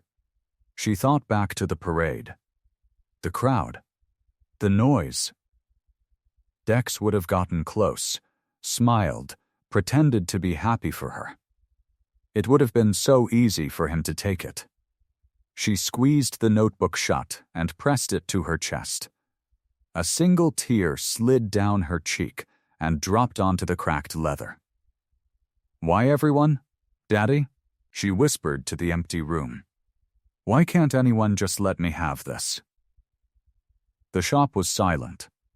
Grease stains spread across a heavy workbench. Her father's tools hung on the wall in neat rows. When did she hang them up again? The last time she had decided to do what? Fix the place up? Whatever, she could almost smell him work out here. A mix of motor oil, coffee, and sawdust. She looked around and saw the truth.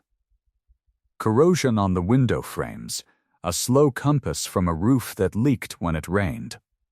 Tools older than she was. Several had rusted from years of being used and then not being taken care of. The shop had no customers. No money was coming in. The bills sat unopened on the desk near the door. Maya shivered, even though the night was warm. She tried to remember what she was doing. She had come from the city.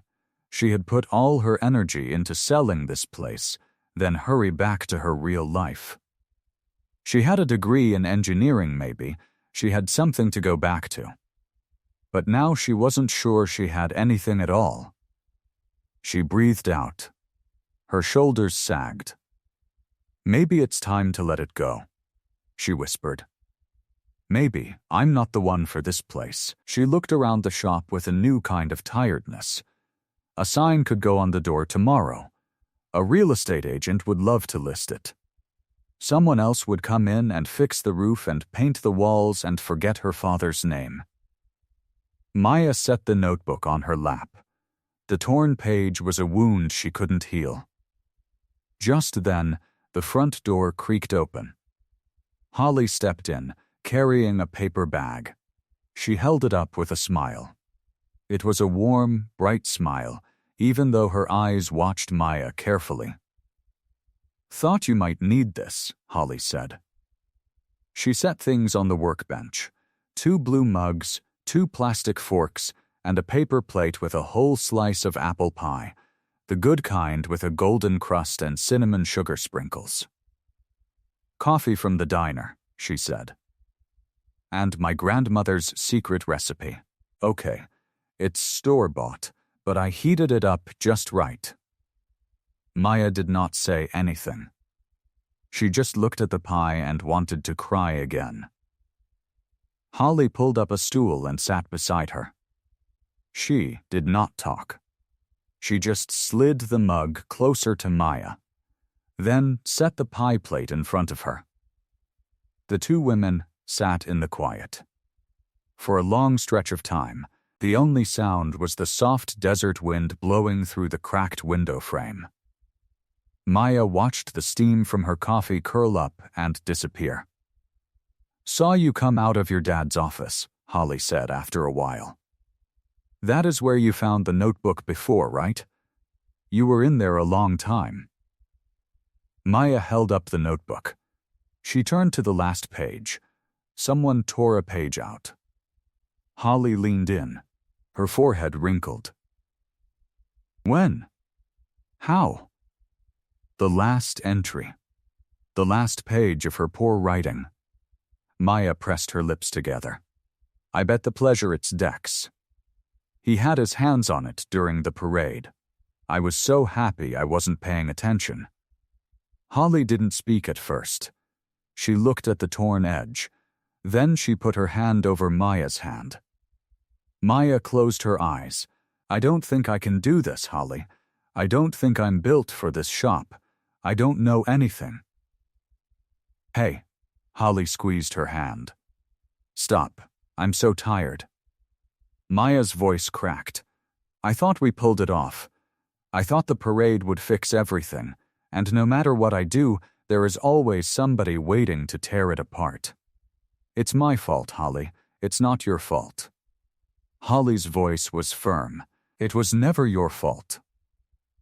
Dex is a bully. That's who he is. Men like him win the prize." Maya wiped her eyes with the back of her hand. "How do you know?" Holly sat back. She looked hurt. She took a deep breath, picked up her mug, but did not drink. She set it down again. "Because I've been carrying a secret for too long," she said, "and it feels wrong to hold it in anymore." Maya looked at her. Holly stared at the wall. "I always knew Hawk was my uncle," she said. "His sister was my mother. I knew the whole time.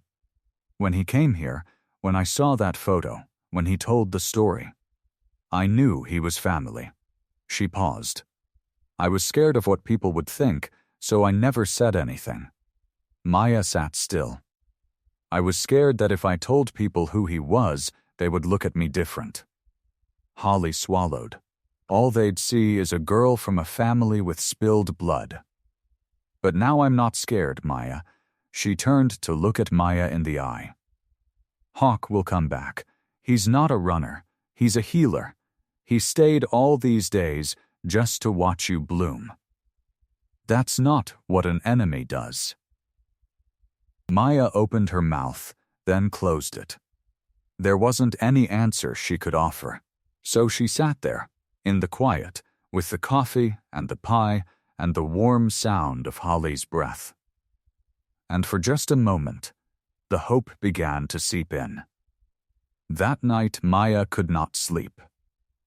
She lay in the narrow bed in the back room, staring at the ceiling. Every time she closed her eyes, she saw the torn page. She saw Dex's smile. She saw her father's handwriting, broken in half. At 2 a.m, she gave up. She pulled on her work clothes, an old flannel shirt that still smelled like her father's shop, jeans with grease stains on the knees, heavy boots, scuffed and worn. She walked into the main garage and turned on the single lamp above the workbench. The bike sat there in the dark. Quiet, patient. Maya stood in front of it for a long moment. Then she made a decision. She would drain the engine oil. It was a simple job. Her father had always told her that a clean engine is a happy engine, and being thorough meant checking every part, even the ones that looked fine. She grabbed the drain pan and slid it under the bike. She found the wrench on the wall, the one with the red handle wrapped in tape. She fitted over the drain plug and turned. The plug gave way with a soft click. Dark oil flowed out in a steady stream. It was thick and black, like old honey. Maya watched it pour into the pan. Then she saw something else. A glint. A tiny flash of light in the middle of the oil. Maya frowned. She leaned closer. The oil kept flowing, and the glint stayed in one spot, caught in the threads of the drain plug. She set the plug down on the workbench and wiped it with a rag. And there it was, a small, sharp piece of metal, wedged deep in the thread, like a splinter in a finger. Maya's breath caught. She stared at it. Her mind raced. This was the sabotage. Dex had done this. He had slipped it in while everyone watched the parade, while she was happy and smiling and not paying attention. The shard could have wrecked the whole engine. It could have destroyed everything her father built. A sob caught in her throat, but she pushed it down. She grabbed the shard with a pair of pliers and pulled it free. It was cold and sharp in her palm. Her hand closed around it. She knew what she had to do. Maya walked across the street to Dex's garage. The lights were on in the back office. She could see his silhouette through the dusty window, leaning back in a chair with his boots up on the desk. She did not knock. She pushed the door open and walked in. Dex looked up. He smiled a slow, oily smile. Well, the princess of the grease pit. Come to ask for a job? Maya held out her hand. The metal shard lay in her palm, still stained with dark oil. This was in my drain plug, she said. Her voice was steady. You put it there. Dex's eyes flicked to the shard. For a second, something moved behind his face. Then the smile widened. Prove it, he said. I know it was you, Maya said. You were the only one near the bike during the parade. You were the only one with a reason. Dex stood up. He walked around the desk, slow and lazy, like a cat. He got close to Maya's face. She did not back away. Even if you told everyone, he said, they would not believe you. You are the new girl, the college girl, and I have been fixing cars in this town for 20 years. He reached into his pocket and pulled out a folded piece of paper. He held it up so she could see it, and I have the notebook's last page. Maya's heart stopped. Dex unfolded the page. Her father's handwriting covered it, the small, careful letters she knew so well. She could not read all of it from where she stood, but she recognized the shape of the words. She recognized the way the letters leaned to the right, like her father was always in a hurry to finish a thought. "Where did you get that?" Maya's voice came out small. "From your father's notebook," Dex said. "The one you showed everyone at the parade. You were so busy being the hero that you left it sitting on the table. It was easy to take." He folded the page and tucked it back into his pocket. "This page has his notes on the engine, his final ideas. And no one will ever read them but me." Maya felt the world tilt. Her eyes burned. She clenched her fist around the shard, feeling its sharp edge press into her skin. "You can't do this," she said. "Watch me," Dex said. He sat down again and put his boots back up on the desk. "Now get out of my garage, and take your little piece of junk with you." Maya stood there for a moment.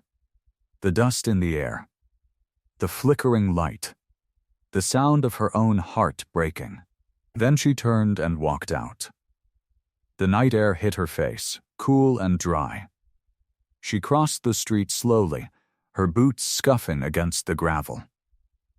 The shop door was still open, the lamp still glowed. The bike still waited. But Maya could not look at it. She leaned against the doorframe and let the tears fall. She was not sure how long she stood there. Maybe minutes. Maybe longer. Somewhere at the edge of town, a light was on in the old motel room. The one with the faded sign that read vacancy. A man stood at the window, watching.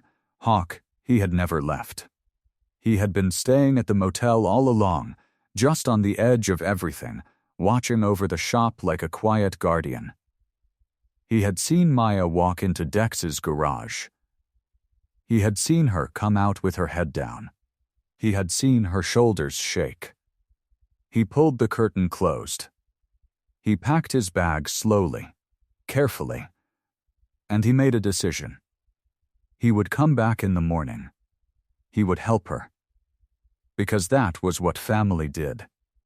And Maya was family now. Morning came slow and gray. A pale light slipped through the dusty windows of the shop, and Maya woke curled up in an old chair in the corner, still wearing her flannel shirt. She had not meant to fall asleep. She had just sat down after the tears, and the night had swallowed her. Her eyes were sore.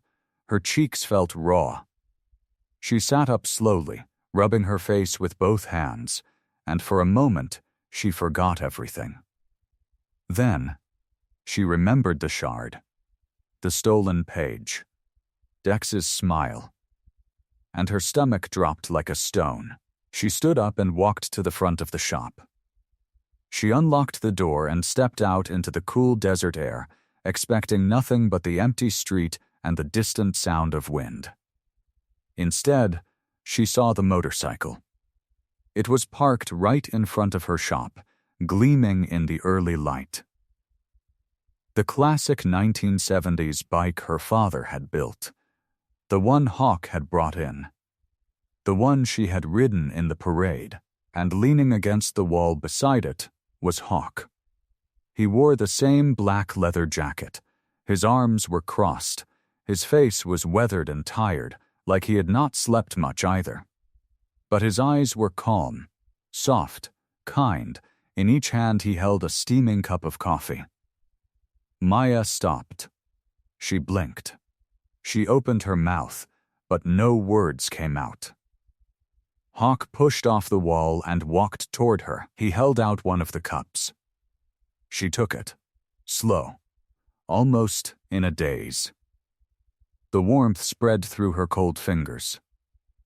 He spoke quiet, not loud, like a man who knows the weight of every word he says. "I can't leave a promise unkept," he said. "And your father's promise to my sister was to watch over you." Maya felt something crack open inside her chest. All the fear, the anger, the grief, The loneliness she had carried since the night before, it all swelled up at once and spilled over. She burst into tears. She tried to hold them back. She pressed her hand to her mouth. But it was no use. The sob came up her throat, raw and broken, and she cried. She cried for her father. She cried for the stolen page. She cried for the shard in the drain plug, and the horrible sinking feeling that she was all alone. Hawk did not say anything. He just stood there, steady, solid, like a tree in the wind. He waited. Because he understood that sometimes a person just needs to fall apart before they can pick up the pieces. After a long time, Maya took a breath. She wiped her face with her sleeve. She looked at him, her eyes red and swollen. "I don't know what to do," she said, her voice barely a whisper. He took the last page. "My father's final work. And nobody will believe me. I have nothing left." Hawk studied her for a moment. Then he reached into the pocket of his jacket and pulled out a small folded piece of paper. It was old, yellowed at the edges, worn soft by years of being handled. "This was in the seat," he said. "Under the leather, in a small pocket stitched into the foam. Your father must have hidden it there a long time ago. I found it last night, when I was checking the bike."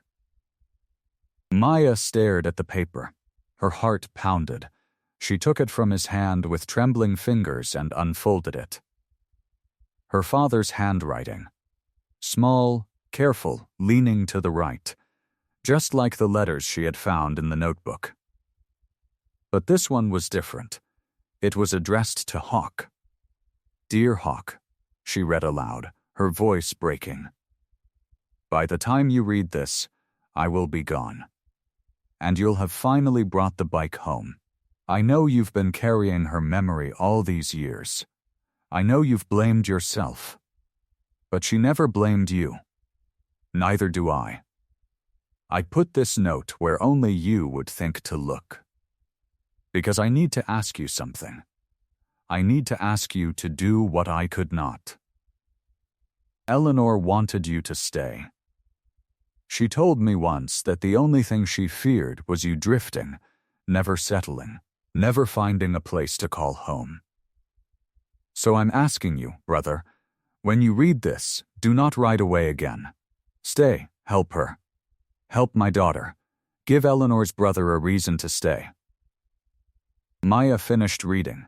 The paper trembled in her hands. She looked up at Hawk, and she saw something she had not seen before. His eyes were wet. He had been carrying this grief for so long. His sister. Her mother, the sister he lost. And now, here, in the bike her father had built with his own hands, he had found her voice again, reaching across the years. He reached out and took the note from Maya.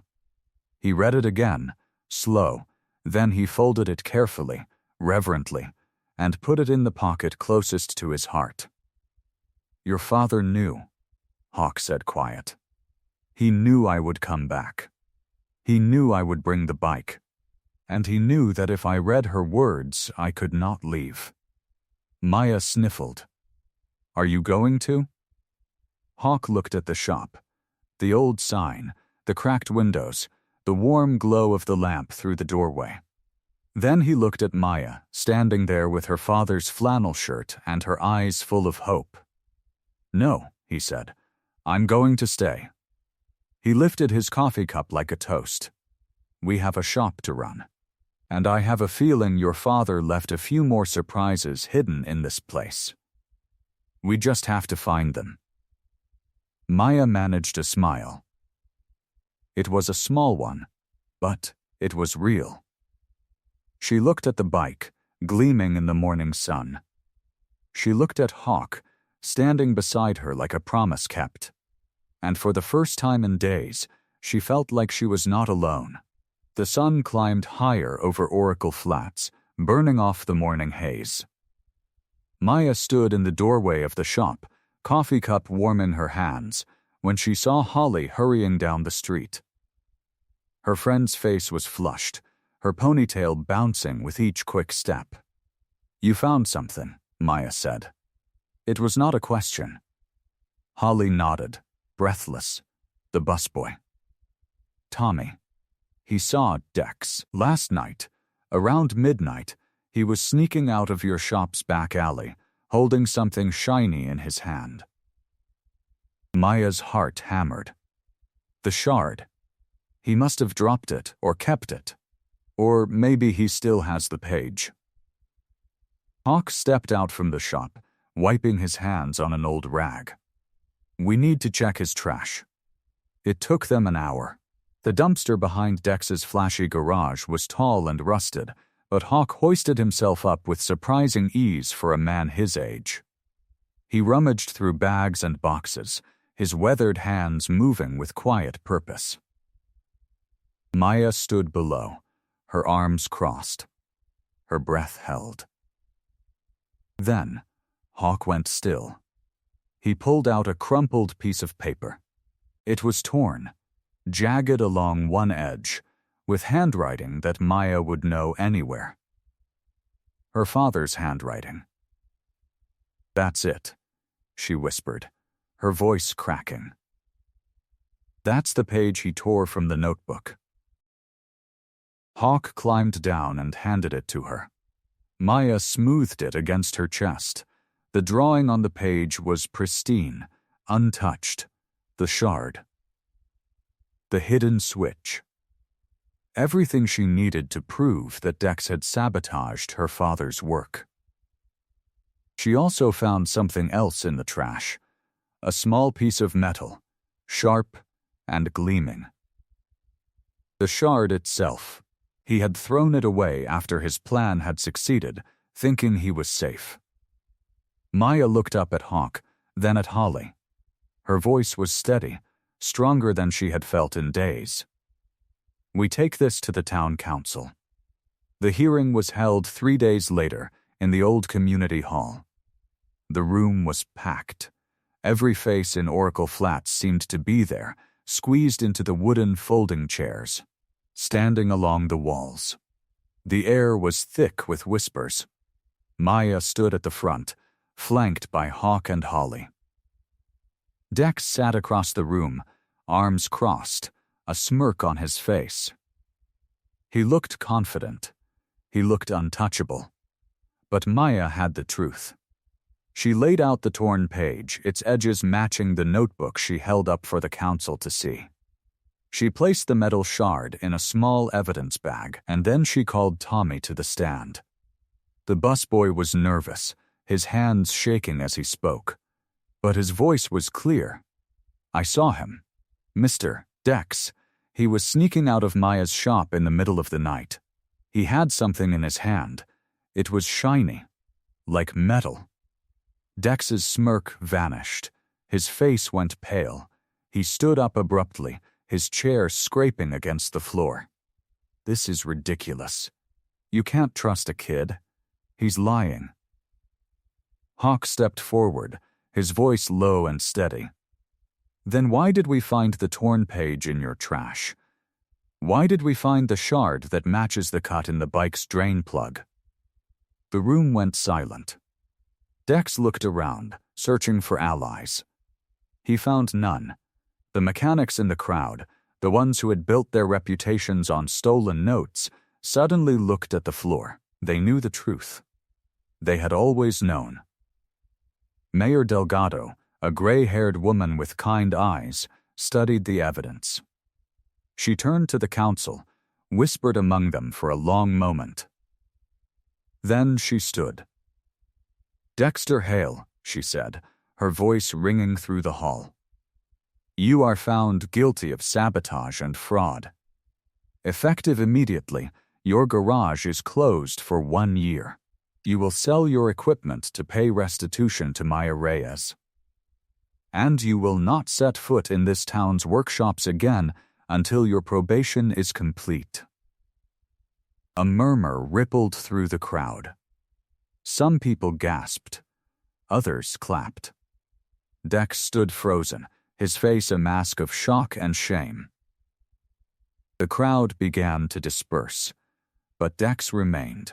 He stood there as people filed past him, some avoiding his gaze, others glaring openly. When the hall emptied, he walked slowly toward Maya. His voice was quiet, broken, nothing like the cocky man who had mocked her. I envied your father. I hated him. Really, he was kind, and everyone loved him for it. And I spent my whole life trying to be something he already was without trying. Maya looked at him. She felt the anger rising in her chest, hot and sharp. But then she remembered her father's note. The one that said, when you can't find the answer, find the one who asks you the right question. She took a breath. Let the anger go. I forgive you, she said softly. Dex's eyes widened. He looked like he expected a blow, not grace. But, Maya continued, you have to do something for me. The town is starting a youth program, kids who want to learn mechanics. Real mechanics, not shortcuts. She paused. I want you to teach them. Dex stared at her. You want me to teach? You know your way around an engine, Maya said. And I think you might know what it's like to want to be good at something and not know how. So teach them. And maybe, somewhere along the way, you'll learn what my father knew. Dex did not answer. For a long time he just stood there, his hands trembling at his sides. Then he nodded. A single, slow nod. I'll do it, he said. I don't know if I can be what you're asking, but I'll try. Maya nodded back. Beside her, Hawk placed a hand on her shoulder. Holly smiled, tears glistening in her eyes, and for the first time in a long time, Maya felt like the weight on her chest had finally lifted. The next morning, Maya woke before the sun. She stood at the window of her small house and looked at the shop across the street. It was still old and worn, but it was hers, and for the first time, it felt like a promise. She met Hawk and Holly at the shop an hour later. They stood in the empty lot, coffee in hand, and looked at the building. The paint was peeling, the windows were dusty, but the bones were good. Let's give it a face, Hawk said. They worked for 2 weeks. Maya painted the walls a warm cream color. Hawk rebuilt the front steps with fresh wood. Holly hung flower boxes and filled them with bright orange marigolds. They found 2 old rocking chairs at a yard sale and set them on the new porch. The chairs creaked softly in the wind, like they were telling stories. Maya ordered a new sign from a local woodworker. It was a long piece of oak, sanded smooth, and stained a deep honey brown. The letters were carved by hand, each one careful and true. It read, Maya and Father's Garage, where every engine finds its song. Hawk helped her hang it above the door. When the sign was up, they all stepped back to look. Holly clapped her hands. Hawk nodded slowly. Maya felt a lump in her throat. He would have loved this, she said. Hawk put a hand on her shoulder. He's watching. The first class was small. 4 teenagers showed up, shy and uncertain. They stood in the garage, hands in their pockets, looking at the tools like they were foreign objects. Maya did not start with engines. She started with a question. What do you want to fix? A boy named Marcus spoke up. My mom's car. It makes a noise. She says it's fine, but it's not. Maya smiled. Then let's learn how to listen. She taught them how to read a wiring diagram. She taught them how to feel for loose belts and worn hoses. She showed them how to change oil and check brakes. She did not rush. She let them make mistakes and try again. Hawk worked beside her, quiet and patient.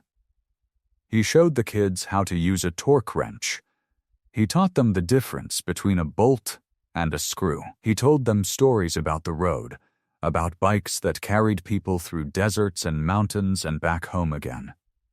Holly came by every afternoon with a tray of pastries. She set them on a workbench and called it the fuel station. The kids laughed. They ate. They kept working. Word spread. Soon there were 8 teens. Then 12. They came after school, their backpacks piled in the corner. They argued over tools. They cheered when an engine turned over for the first time. They learned to fix things, and they learned to believe in themselves. Old friends started stopping by too. Mr. Alvarez brought his lawnmower. Mrs. Chen brought her blender. They sat on the rocking chairs and drank coffee while the teens worked. The porch became a gathering place. People talked. People laughed. The shop began to hum with life. Hawk moved into the small loft above the garage. He fixed it up with a bed, a lamp, and a shelf of books. He said he liked the sound of the engines below him. It reminded him of a heartbeat. Holly started coming by every morning, not just with pastries, but with a pot of fresh coffee. She would set it on the counter and pour cups for whoever was there. She knew everyone's name. She knew their stories. She made the shop feel like a home. Maya stood at the door one evening, watching the sunset paint the sky orange and pink. The teens were packing up, laughing about something Marcus had said. Hawk was sweeping the floor. Holly was wiping down the counter. The rocking chairs swayed gently on the porch. Maya took a deep breath. The air smelled like oil and coffee and marigolds. She thought about her father, about the notebook, about the long road that had brought her here. She thought about the day she had arrived, scared and unsure, ready to sell everything and run. She smiled. She had found her place. She had found her people. And in the quiet hum of the garage, she heard her father's song. It was playing in every engine, every laugh, every heartbeat around her. And it was hers to keep. The evening settled over the garage like a soft blanket. The teens had gone home. Holly had left an hour ago, promising to bring cinnamon rolls in the morning.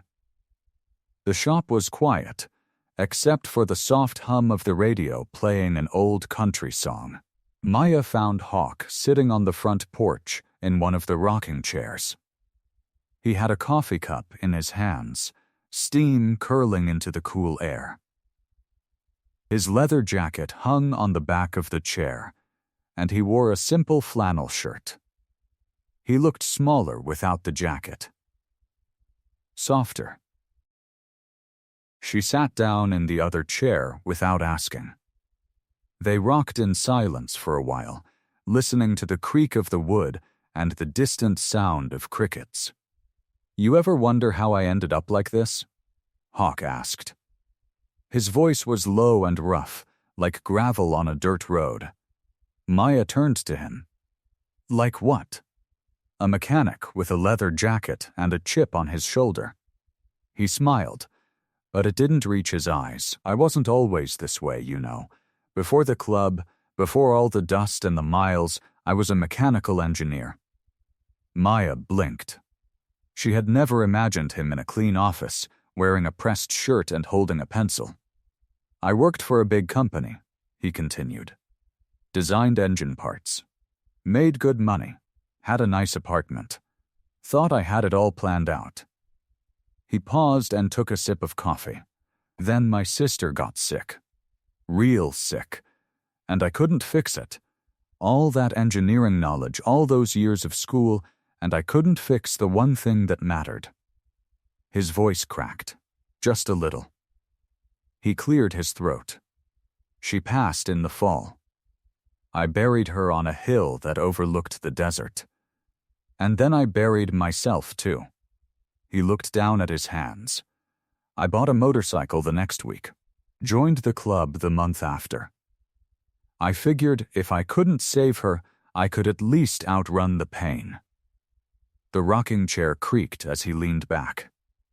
Your father was the only one who knew the real me. He never asked for credit. He never asked for anything. He just wanted to fix things in the background. He'd call me late at night when the grief got heavy, and he'd say, "Come on over. I got a carburetor that needs a second set of hands." And I'd go. And we'd work on some old engine, and he wouldn't talk about my sister or my pain. He would just hand me a wrench and let me remember who I was. Maya felt tears prick her eyes. She had known her father was kind, but hearing it from Hawk's voice made it real in a new way. "He knew you better than I did," she whispered. Hawk nodded slowly. He saw through the jacket, saw through the tough talk. He told me once, grief is just love with nowhere to go, so put it into the work. I didn't understand it then. I think I'm starting to now. They sat in the quiet again. The stars began to appear, one by one, like tiny lights being switched on. Maya turned to him, her voice soft. "Hawk, why did you ask me that question the first day?" "When you saw me looking at the wiring diagram?" Hawk set his coffee cup down. He reached into his pocket and pulled out something small and worn. It was a patch, frayed at the edges, shaped like a tiny star. The same star that was sewn onto Maya's old jacket, the one she had worn that first day. "Your father gave me this patch years ago," he said, holding it in his palm. "He made me promise to keep an eye out for you. He said you'd have one just like it. He said, if you ever meet my daughter, she'll be wearing a star on her sleeve, and you'll know she's the one who carries my heart." Maya reached out and touched the patch. It felt warm, like it still held her father's hands. "Your father once told me," Hawk continued, his eyes meeting hers, "if the one who loves the bike asks the right question, the bike will answer. I saw the star patch on your jacket that day, and I knew you were the one." Maya's hand closed around the patch. She held it tight, feeling the worn threads press into her palm. The weight of it, the love of it, settled deep into her bones. "He never stopped taking care of me," she said, her voice barely a whisper. Hawk smiled, and for the first time, it reached his eyes. "No, he never did. And neither will I." 2 days later, Maya decided it was time to clean out the back wall of the garage. Her father had always kept that corner cluttered with old tires, rusted rims, and boxes of parts that no one had touched in years. She pulled on a pair of work gloves and started clearing the mess, stacking tires in the corner and dragging boxes into the sunlight. The brick wall behind the shelves was old and stained. One brick, near the floor, sat slightly loose, like it had been pushed in and never pushed back out. Maya knelt down and wiggled it with her fingers. It came free with a soft scrape. Behind it was a small, dark space. She reached in and felt something cool and smooth. A notebook, smaller than the one she had found before, wrapped in a faded red cloth. Her hands started to tremble as she pulled it out. She knew the weight of it before she even opened it. She had felt that same weight in her father's old desk, in his toolbox, in every corner of this shop. She sat down on the dusty floor and unwrapped the cloth. The notebook was worn, the leather soft and cracked with age. She opened it slowly, afraid of what she might find. Inside were pages of drawings. Detailed, careful, beautiful drawings. A sidecar.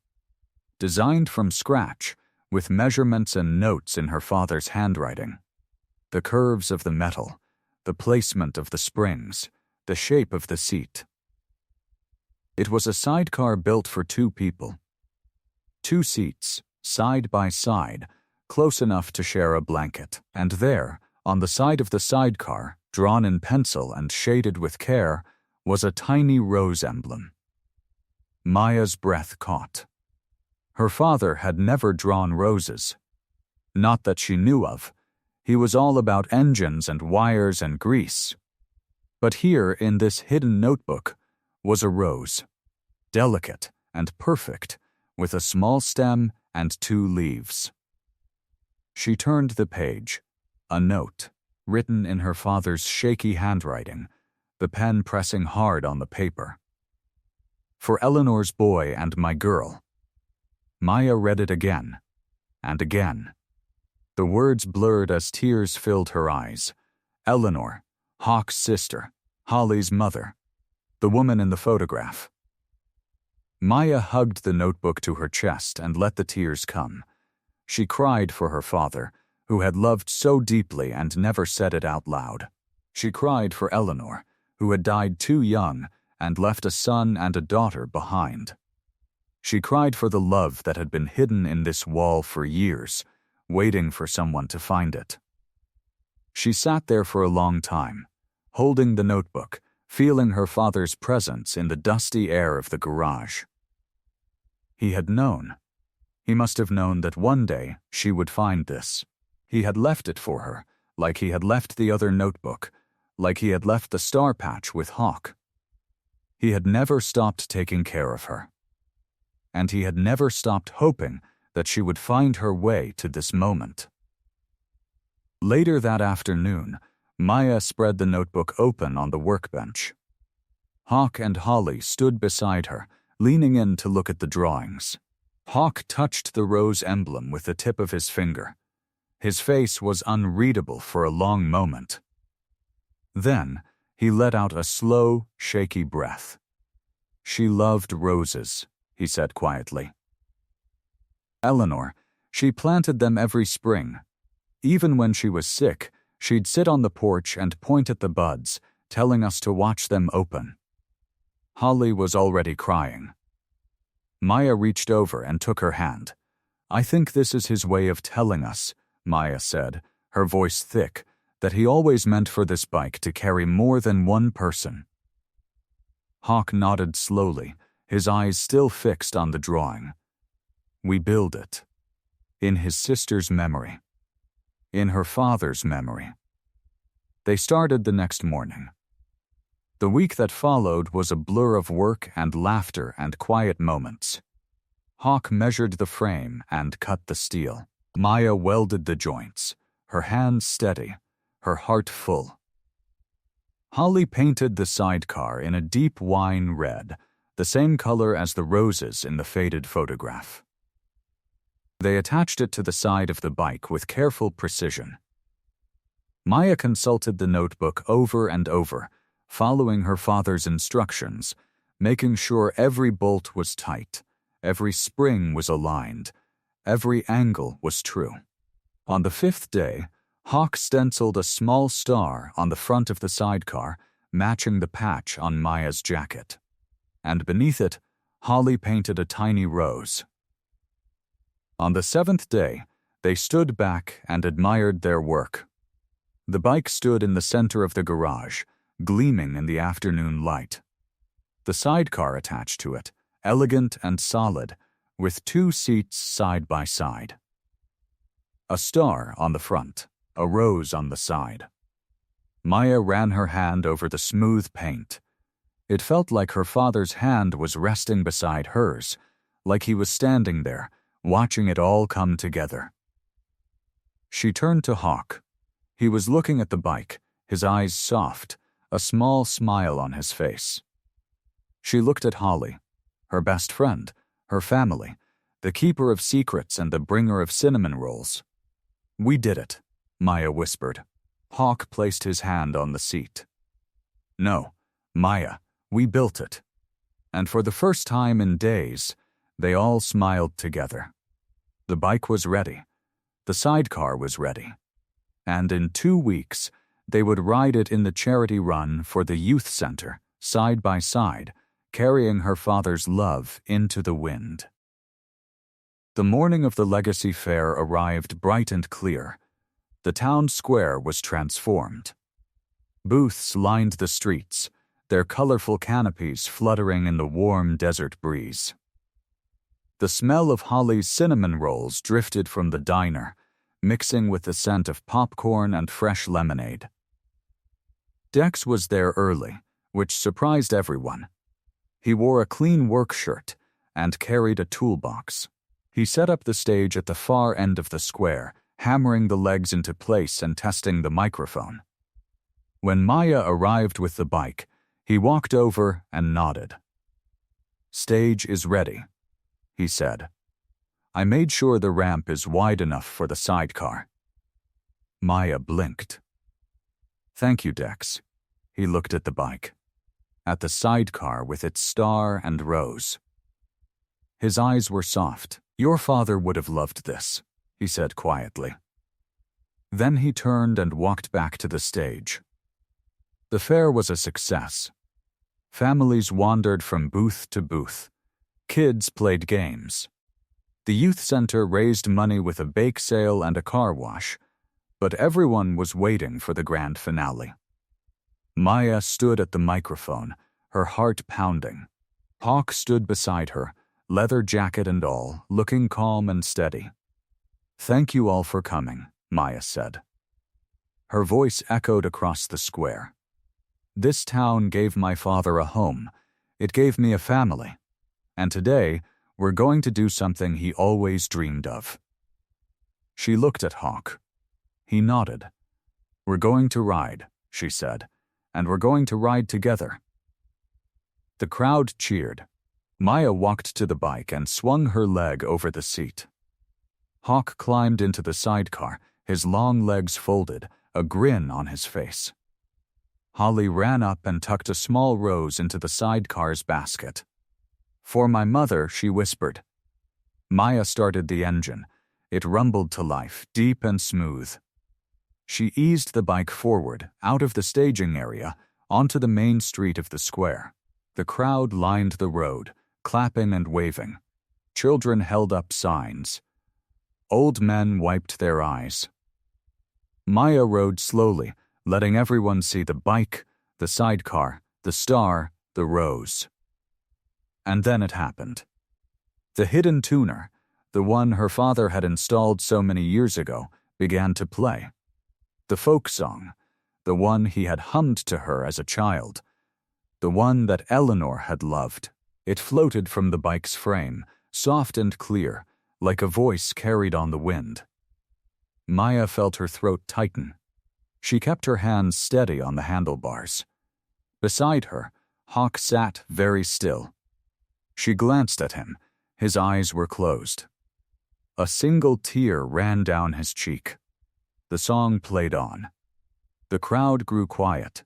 Somewhere in the front row, an old woman began to cry. Then another. Then Holly, standing on the stage, her hand over her mouth. The bike rolled past the booths, past the stage, past the people who had known her father, who had doubted her, who had cheered for her. The song wrapped around them all like a warm blanket. When the song ended, the crowd erupted. Cheers and applause and whistles filled the square.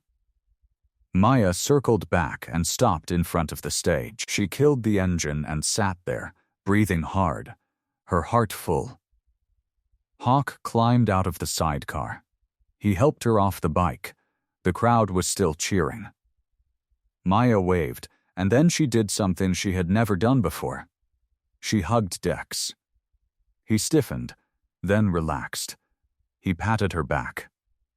"You did good, kid," he said. "You did real good."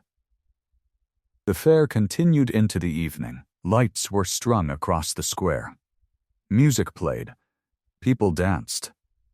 The bike sat on display, and everyone took turns taking pictures with it. but Hawk pulled Maya aside. He led her away from the noise to the quiet edge of the square where the old oak tree stood. "I have something for you," he said.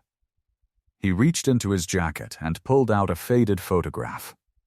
It was old, creased, the colors worn. Maya took it with trembling hands. It was her father, young, smiling, covered in grease, standing in front of the shop. The same photograph Dex had always claimed to have taken, the one he had bragged about for years. Maya looked up at Hawk. "How did you get this?" Hawk smiled. "I took it. Years ago, when I came through town. Your father didn't know. I sent it to Eleanor. She kept it until she died. Then, Holly found it and gave it to me." Maya turned the photograph over. On the back was a drawing, a wiring diagram, detailed and precise, in her father's handwriting, and beneath it a note. "To whoever asks the right question, the engine is never dead." Maya read it 3 times. Then she looked at Hawk, her eyes shining. "He knew," she whispered. "He knew someone would ask." Hawk nodded. "He knew it would be you." Maya held the photograph to her chest. The fair lights glowed behind them. The music played on. And somewhere in the distance, the bike's hidden tuner hummed a quiet, familiar tune. Maya looked up from the photograph. The fair lights danced behind her, and the music played on, but she barely heard any of it. Her hands felt unsteady. She traced the wiring diagram on the back with her finger, feeling the slight indents of her father's pencil. "Hawk," she said. Her voice soft. "How long have you had this?" Hawk took a breath. He looked at the old oak tree, at the stars that were just starting to appear in the fading sky. He turned back to her, and there was something raw in his eyes, something she had not seen before. "Your father gave me this the day before he died," he said. His voice cracked a little. "He made me promise to give it to you when you were ready. You're ready now." Maya felt the words land like a gentle wave. She looked down at the photograph again. Her father's young face, covered in grease, smiling at the camera. The front of the shop behind him, the sign that had faded over the years. She blinked, and a tear fell onto the photograph. "How did you know him?" she asked. "Hawk, how did you know him so well?" Hawk swallowed. He sat down on the ground, leaning back against the oak tree, and gestured for her to sit beside him. She did, still holding the photograph close. "I met your father a long time ago," he said. "Before you were born. He was working late, and I broke down not far from here. My bike, an old one. I walked into his shop, and he didn't even blink. He just pointed to a stool and said, 'Sit down. Tell me what it sounds like.'" Maya smiled. "That sounds like him." We stayed in touch. Over the years I'd come through town, and we'd talk. Not much, just a few words here and there. But he always did this one thing. He drew these diagrams for me. Little notes, little fixes. He never wrote them down for anyone else. He taught me the way I learned best, with my hands. And I taught him a few things too. Hawk paused. He looked down at his worn hands. "He never told you, did you know?" Maya asked. "No, I did not know. I never knew until the day before he died. I came to say goodbye. I knew he was sick. He was in his back room. He had this notebook in his lap. He told me, 'Make sure she finds this.' And he gave me the photograph. He said, 'She gets the bike key and the shop. But this is different. This is the part that matters.'" Maya looked at the diagram again. She saw the lines of the machine, the wires, the flow of energy. But she also saw something else. She saw the way her father had drawn it with a care, a carefulness, as if each line was a letter to her. He said you were ready, Hawk continued. He said, she's not ready yet. She will be. When she asks the right question, you'll know. And then you give her the photograph. He turned to face her. That's why I asked you about the wiring that day when the bike came in. I did not need to ask the question. I saw the diagram in your hands. I knew you were ready. But your father wanted me to make you find it yourself, with the right question. Maya held the photograph to her chest. A deep sob escaped her throat. She had missed her father so much. The ache had been with her every day since he died. And all along, he had been speaking to her. All along, he had been preparing her, even from beyond the grave. He moved the bike. She managed. He kept the shop waiting for me. He knew I would be afraid. He knew you would be fine, Hawk said. He told me every day that his daughter was the smartest person who ever stepped into his shop. He said, she is not a mechanic. Not yet. But she is a problem solver. And a problem solver can always learn to turn a key. Maya lifted her head. Grief and love washed over her like a rhythm. She felt empty, but she felt full. She felt the presence of her father right beside her in a way she had not felt in years. In her mind, she saw her father's hands. The grease, the cracks, the steadiness. She remembered him teaching her to read a map when she was small. He placed his finger on the lines, tracing the path. He said, everything in the world is connected, just like wires. If you can read the path, you can fix anything. She looked at the diagram. She saw the path now. It was not just a machine, it was a map of love. Thank you, she said, for keeping your promise. Hawk reached over and gently touched the corner of the photograph. He was my best friend, he said.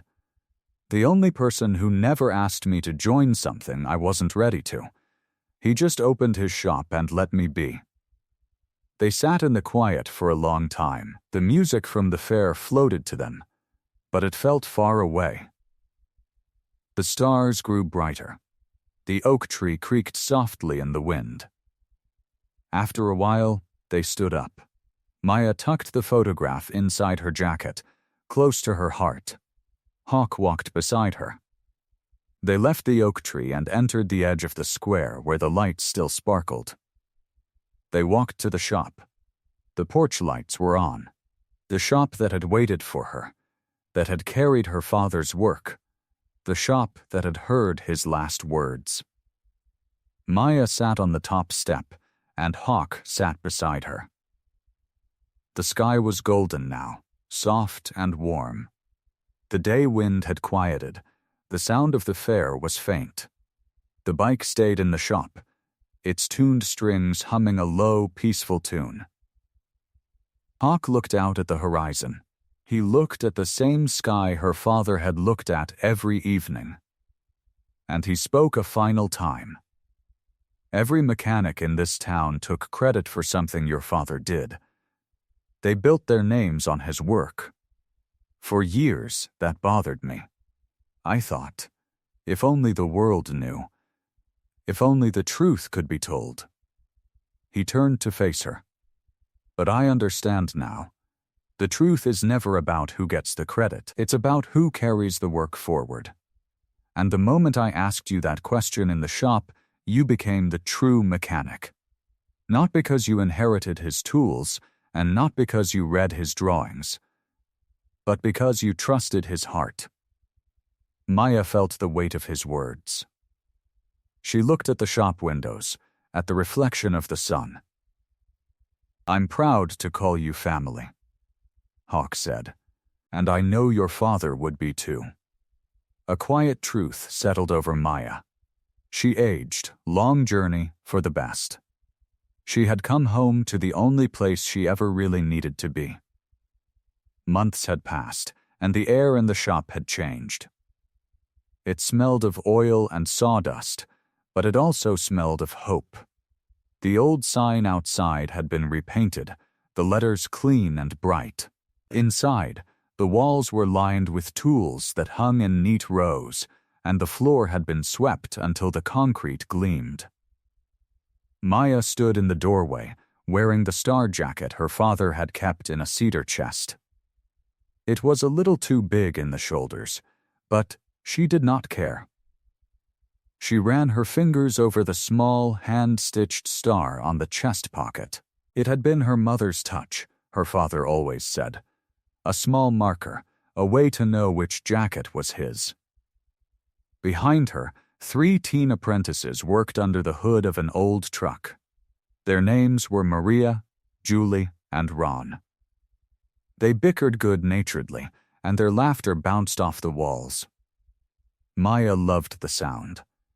It reminded her of the way the shop used to feel when her father was alive. She had never seen the shop this way, but she had imagined it 1,000 times from his stories. Now it was real. "Looks good," said a voice. Maya turned. It was Hawk. He stood by the doorway, nodding at the teenagers. His leather vest looked softer these days, and the silver hair at his temples had grown. He had dark, kind eyes, and he wore a small smile. "Imagination does that young," Maya said. "I mean the bike," he said, grinning, "but also the kids. You taught them to find the bulb." "That's the first step," Maya laughed. "That's the first step." She moved away from the door and walked with Hawk back toward the garage bay, where the classic motorcycle sat. It had been fully restored. The paint was deep blue, the metal had been polished, and the sidecar attached to it had a small design on its side. It was the same design from her father's notebook, a tiny star, drawn with careful pencil lines. Holly came out with a matching bag over her shoulder. She wore a new smart pack and a flowered scarf around her neck. Her smile was wide and bright. "Are you ready?" Maya asked. Holly nodded. "Watch ready." And for coffee stops, Hawk finished the straps on the motorcycle. He did it slowly, carefully, the way he did everything that mattered. He checked the cables, the oil, the wheels. Then he stood up and looked at Maya. "When we go, we'll stop at every little town that has its own story," he said. "We'll take photographs, send them to you." Maya tried to smile. "I look forward to it. You'll be here when we return," Holly said. "In the spring, always in the spring.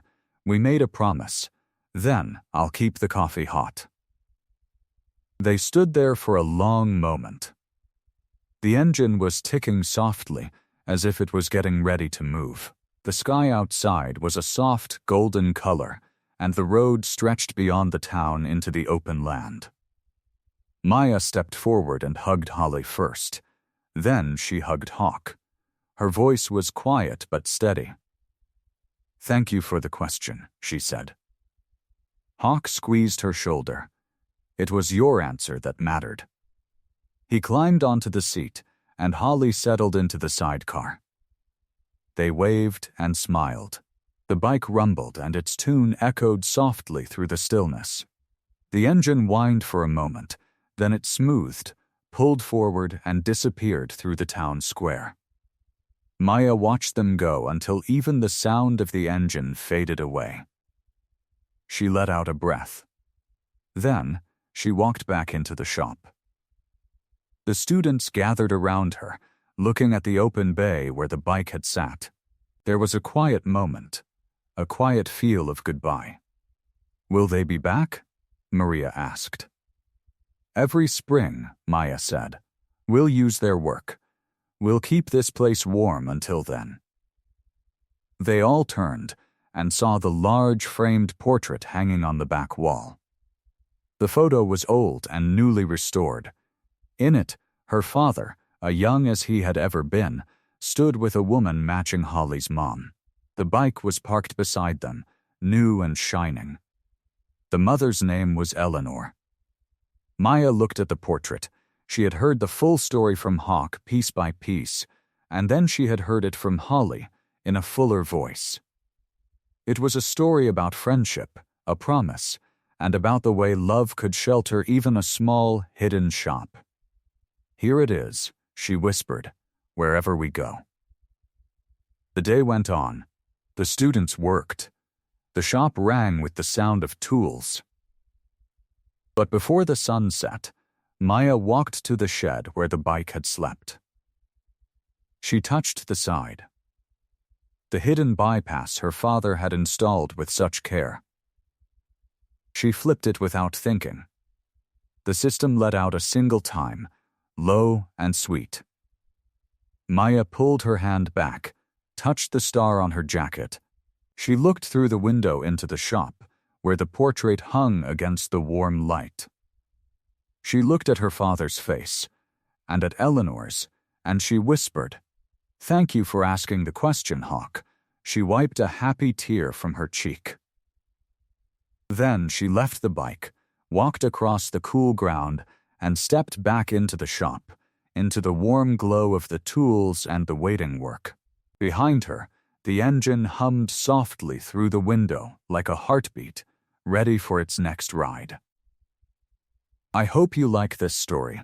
Please share what's your favorite part of the story and where in the world you are watching from. Have a wonderful day.